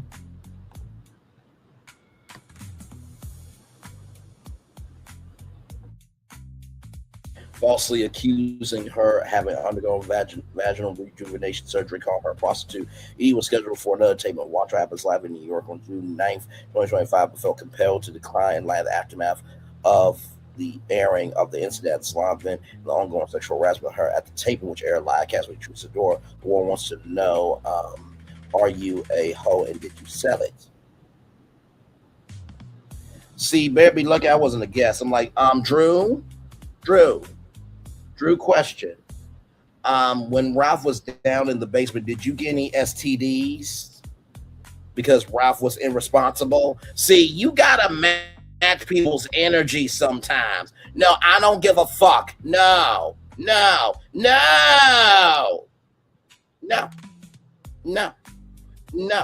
I would not have given a fuck if Andy Cohen said, hey, you're doing too much. You know what? I'm doing too much. You're executive producer. You handle this shit. You handle this bitch.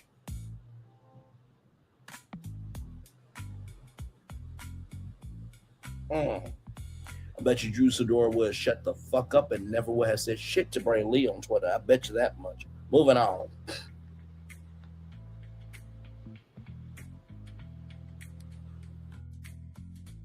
Andy Cohen looked shocked and responded, okay. On July 4th, 2025, Eady informed the public that she would not accept defendants' invitation to return for C-17. I still have a lot of healing to do, but you cannot heal the same place that got you sick.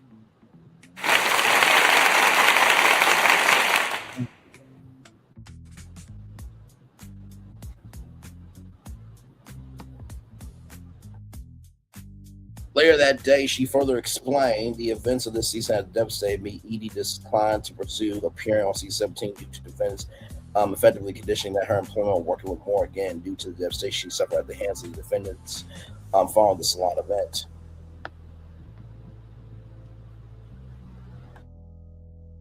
The impacts of defendant sexual harassment have been widespread and devastating. Had defendants not engaged in the conduct they have engaged in following the salon event, Eady would have accepted the invitation to return for C-17 and beyond, would have enjoyed all financial, reputational, and personal benefits that would have provided. As a result, Eady suffered significant damage to her brand and earnings potential.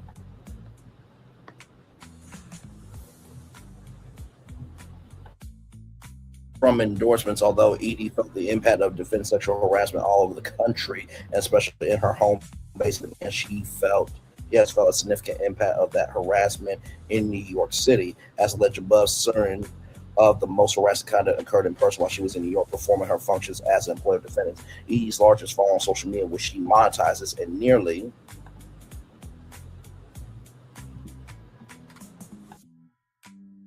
double that of any other geographical region, including Atlanta, is from people based in New York. Eady thus carefully and specifically protects her image and reputation by New York artists and regularly seeks efforts to promote herself in the New York City area.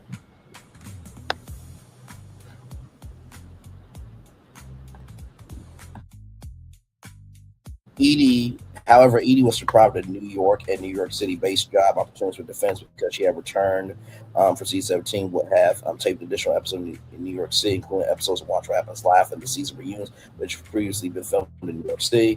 Eady was also deprived of other New York City-based opportunities before episode 6 aired. Eady had been in talks with hotels and New York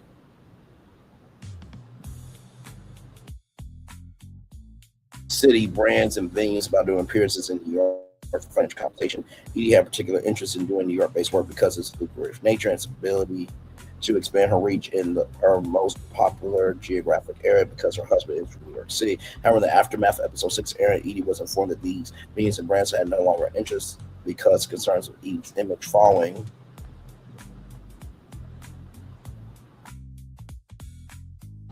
the salon event. Eady thus lost the opportunity as a result of defendant's conduct.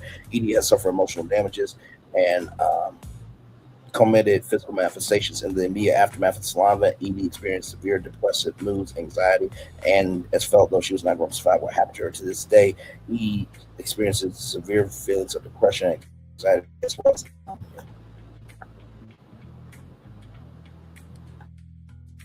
Eady also fears leaving her house, appearing in public due to the humiliation and trauma she experienced. Eady has been unable to receive psychological and psychiatric help because she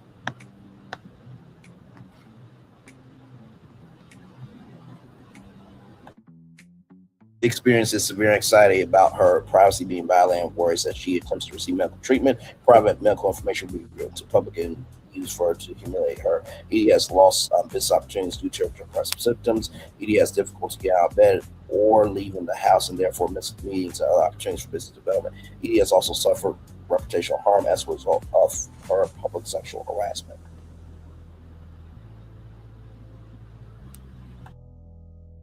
which has harmed her personal and business relationship, cost her business opportunities, and resulted in a total loss of privacy in her daily life.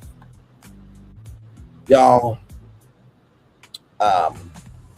that's pretty much it. That is everything you guys need to know. To me, that's everything right there. To me, this is fucking sad. It's despicable. And it's a downright shame.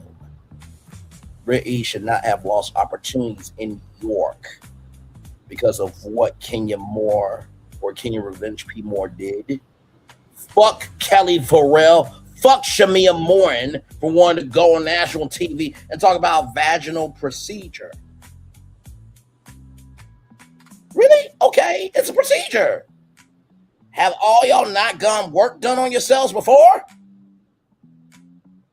I mean, good damn, Kelly Farrell is basically Ashley Darby's twin because they both short, they both are non-existent. Nobody wants to give a fuck about them. Child. They both need enhancements just to look like there's somebody important. And none of y'all are perfect. None of y'all are perfect at all. I hope that Brittany Eady gets everything restored tenfold. And this is why I hope to get famous. To be able to call and be like, fuck everything else. We got from here. Because right, wrong is wrong. And y'all see Kenya Moore how destitute she is right now. She fucking deserves it. It is so amazing to me how everybody can be a one-trick pony and talk about only Carissa Shields, or be a one-trick pony and only talk about Krishan, or be a one-trick pony and only talk about Portia Williams, who only believes that there's 265 days in the year, but will not stand 10 toes down for Britt Eady. Y'all can talk about Melody Cherie and everybody else who's gone through something, but this can't be talked about? Huh? I don't hear no fucking body. I don't hear no bitch or Mitch giving a fuck. Now, if I ain't talking to you, know your role, stay in your place, and drive your fucking speed limit. And I know my mama and dad raised me better to not speak like that. But they also raised me to stand up for what I believe in. They also raised me to let me know that, Bray, do what you can for what you can do and treat people how you want to be treated. There are many destinations that we have talked about where I have swung from the window to the wall, where I felt like, oh my God, this channel could be at risk. But you know why it's never at risk? Because I stick to the prompts. I stick to the energy of what needs to matter. But most of all, I recognize in every destination, just because I haven't been in, doesn't mean I can't give a fuck about it.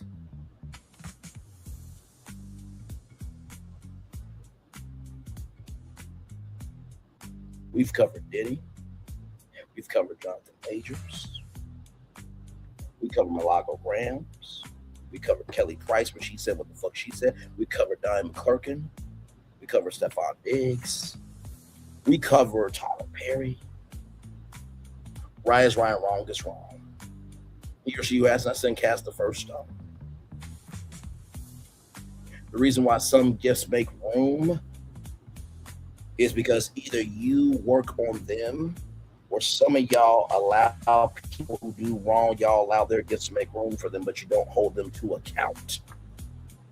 Always think of the clip of, why didn't you say anything? Why didn't you take Grace to the police 20 years ago? Because you don't want to believe it's your brother. That's from Greenleaf. The rest of us are Oprah. The rest of y'all on the other side, y'all Lady Mae. Y'all will condone, allow, and let reign hell, condemnation, and fucking thirsty toxicity. Well, I just hope the hell you cause to others don't come for your fucking vagina. And for the midgets out there, I hope that your tissue don't get damaged from you swinging here, there, everywhere, just so you can get your fucking rocks off. And with that being said, I'm going to turn off my camera now because we've done the whole show for over 2 hours. Shit. Now, if what I'm saying ain't true, don't respond to me. But if you would respond to me, it must be true about your bitch ass or your bitch ass to some fucking damn degree. Don't make no fucking damn sense. Whoo, child. Okay. I'm good. I'm good. I'm good. I'm good. I'm good. I'm good. hungry. Yeah, I'm gonna play this anthem and then we're gonna get on out here. Okay, I already did the Daily Motivator during the 6 o'clock show. We'll be back right after this. We're live on tour. Like, comment, share, subscribe. We'll be back right after this. Roll it.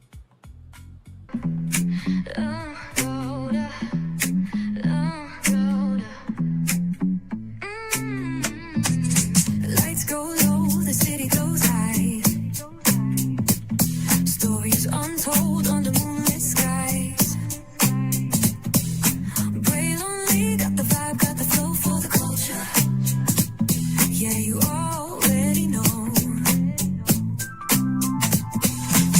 Turn it up, lean back, feel the breeze. Late night truths drifting through the trees. It's for the culture, by the culture. Braylon Lee's got the soul to show ya. Breaking it down, lifting it higher. Feel the rhythm, spark the fire. Headlines flip with a soulful twist. Behind the scenes where the magic sits. It's the heartbeat of the now and the then, where the story starts and never ends. Tune in, lean and feel the groove. Every moment, a vibe you can't lose.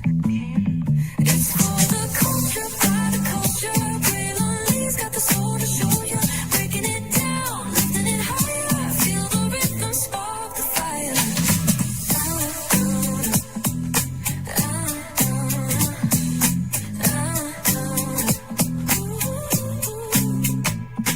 Hear the whispers in the city's hum. Echoes of stories where we're from. A beat, a step, a voice so clear. The pulse of us, it's all right here. We got soul, we got flavor. Every moment is a savior. Every experience is an overcomer. Turn it up, feel the glow, let the rhythm flow.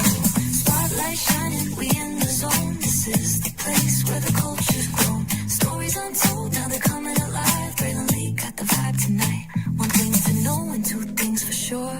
Higher is waiting and lower is available. But either way, we gotta go on tour. It's Braylon Lee's virtual tour, where the culture makes its move. Feel the love, feel the truth. This is us, this is you. From the unknown, the unembraced and more. This show, this brand and the possibilities of what can be is all here for you. I'm just a kid from the rock, trying to be a rock for people, trying to make it best they can to become. Being moved as a creator of power, to lift up all of us, not just a selective few. For the culture, by the culture, here we be. Braylon Lee, bringing life to your screen. Feel the soul, feel the truth, we're free. Trust and believe it's entertainment, news done our way with. Braylon Lee, spotlight sharp like a diamond shine. We see the stars, but the stories align. Deep in the soul where the heartbeats find. The pulse of the people redefining time. Just a pro tip, people have to earn the right to hear your story, but in addition to the people have to earn the responsibility to be a part of it. Just because we are not seen by everybody doesn't mean we are not been seen by who needs to see us. Noise equals attention and sound equals purpose. Anybody can be a creator, but it takes a somebody to be an artist.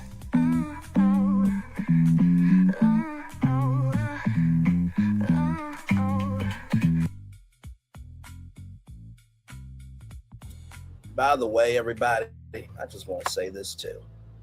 For anybody want to get on to me, say I'm doing too much to sound third, I want to show you something real quick.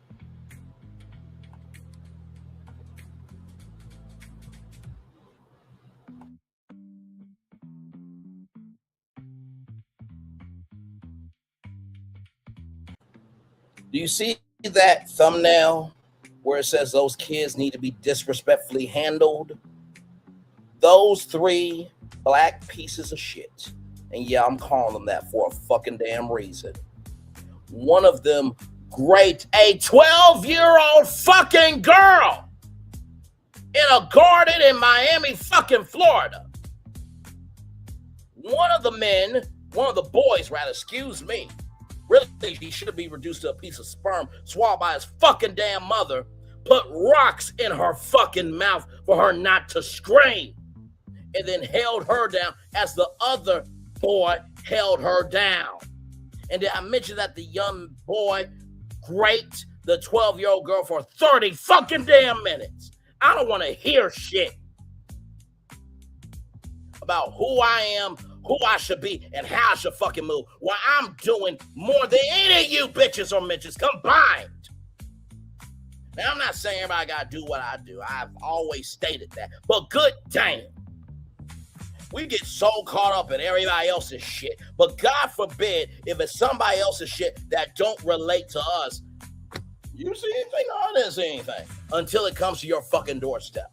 Whether it's a 12-year-old girl or a grown-ass woman like Brittany Eady, nobody should be abused on national TV or raped in a fucking damn garden.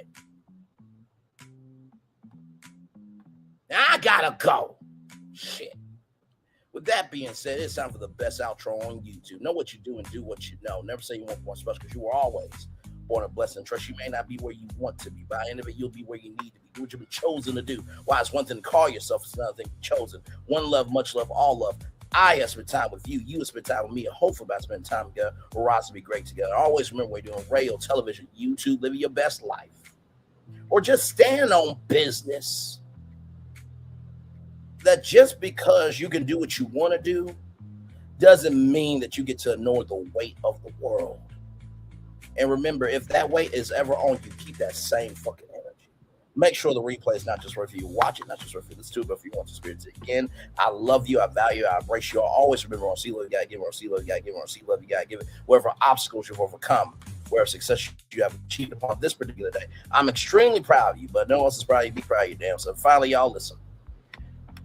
It is so fucking damn sad that I'm 31 years old and some of you fucking elders are supposed to be 40, 50, 60, 70, 80, 90, 100 used to have this energy.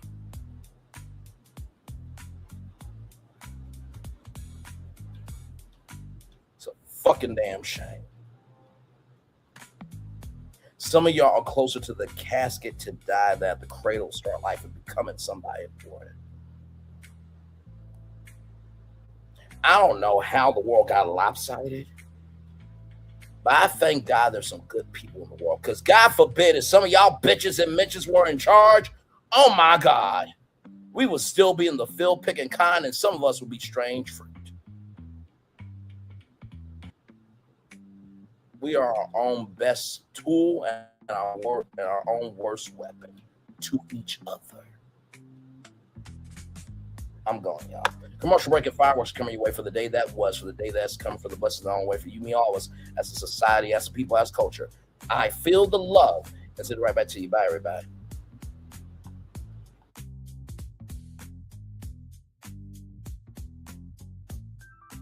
I thought I should tell you they've been talking about you. Yeah, they've been talking about you. They've been talking about the fact that they've done everything they could to stop you. And everything they could to block you, but you still win. They've been talking about the fact that they have undermined your success and they have tried to sabotage your seasons, but you keep winning. They've been talking about the fact that even though they don't like each other, they get together to try to kill you, but you keep winning.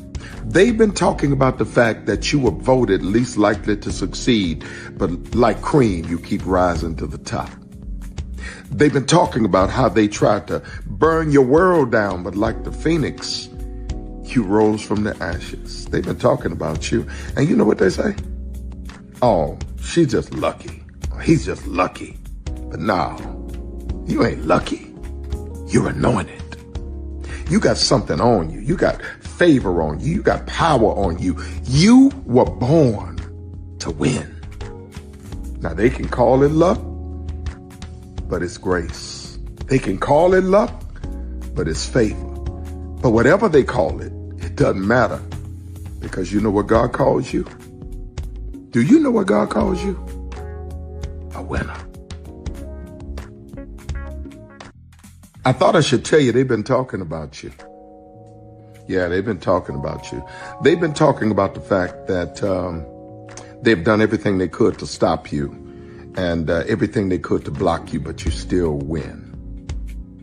They've been talking about the fact that they have undermined your success and they have tried to sabotage your seasons, but you keep winning.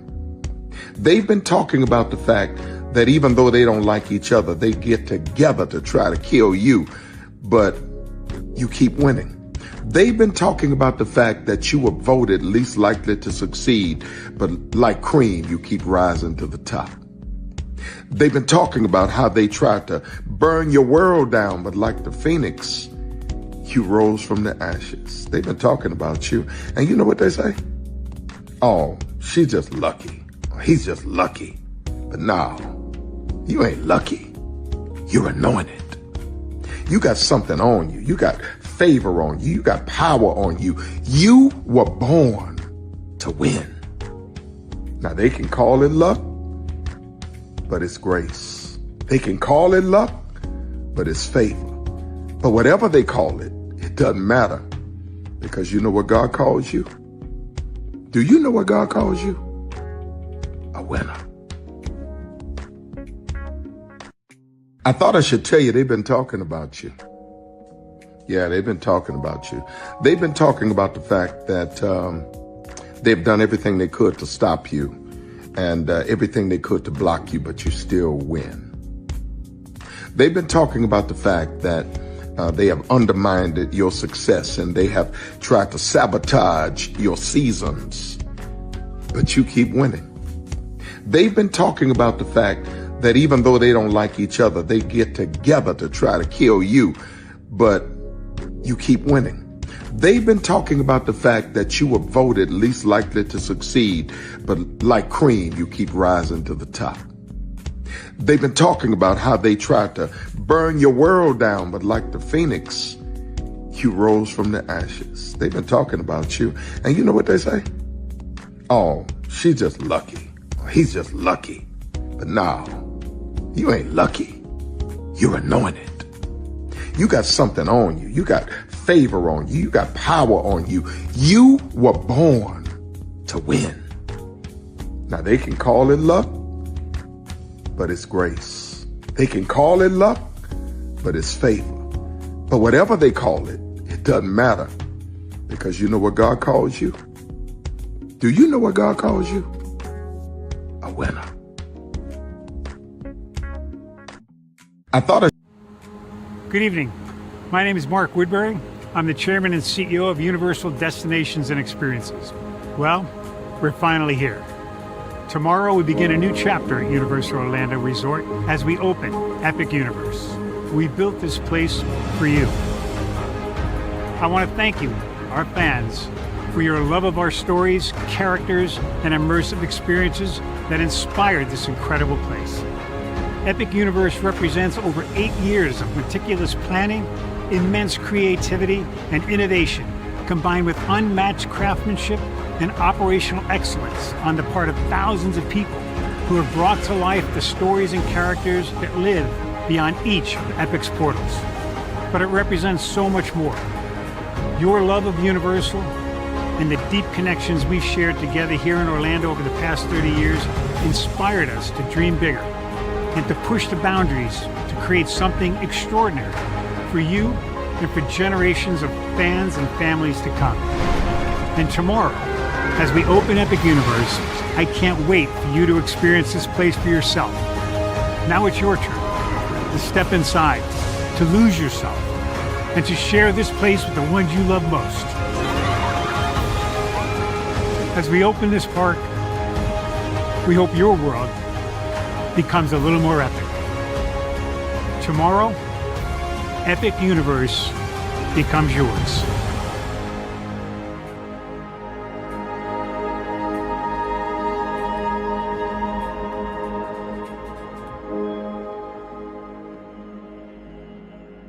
Are video games getting too expensive? This episode, we want to find some common ground because the CEOs want to raise the price even more. Not with these broken-ass games. $5 million. That's how much San Andreas costs to make. Is it their fault for selling or our fault for buying? Corporations claim all this stuff. Devs say otherwise. Sports gamers, cozy gamers, whatever you call the people who play Power Wash Simulator. I think it stings a little bit more because I'm spending my actual money and my mom is not. Imagine they get rid of all movie theaters and then charge you the same price to watch the same movie at home. That's like every streaming service. It doesn't have to be the longest of games, but am I having fun with it? This is Lex. I'm Ronell. Let's get right into it.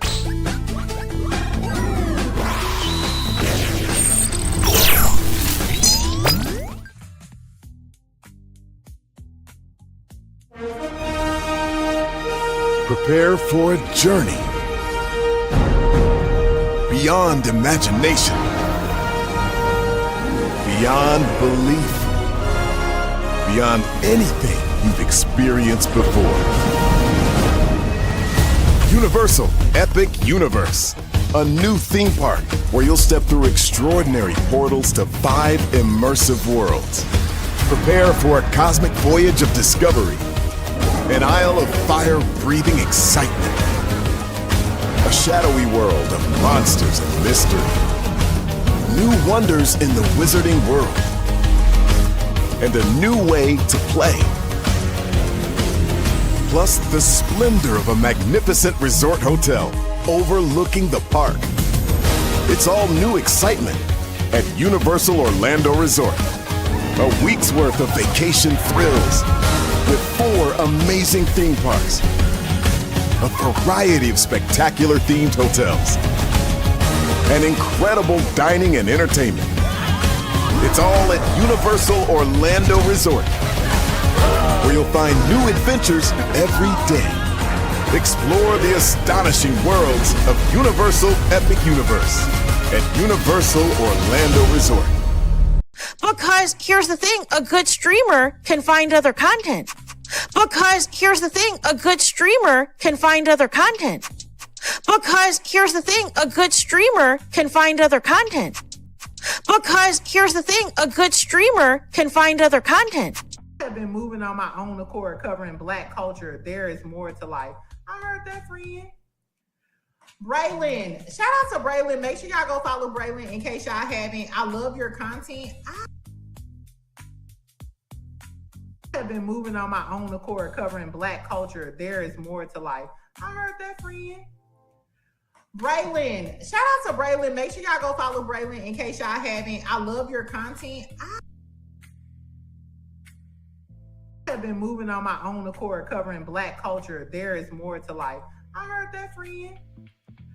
Braylon, shout out to Braylon. Make sure y'all go follow Braylon in case y'all haven't. I love your content. Child, Braylon been over there doing his thing, minding his GD business, staying out of trouble, trying to get the folks some positive stuff to talk about. Besides lying all the damn time.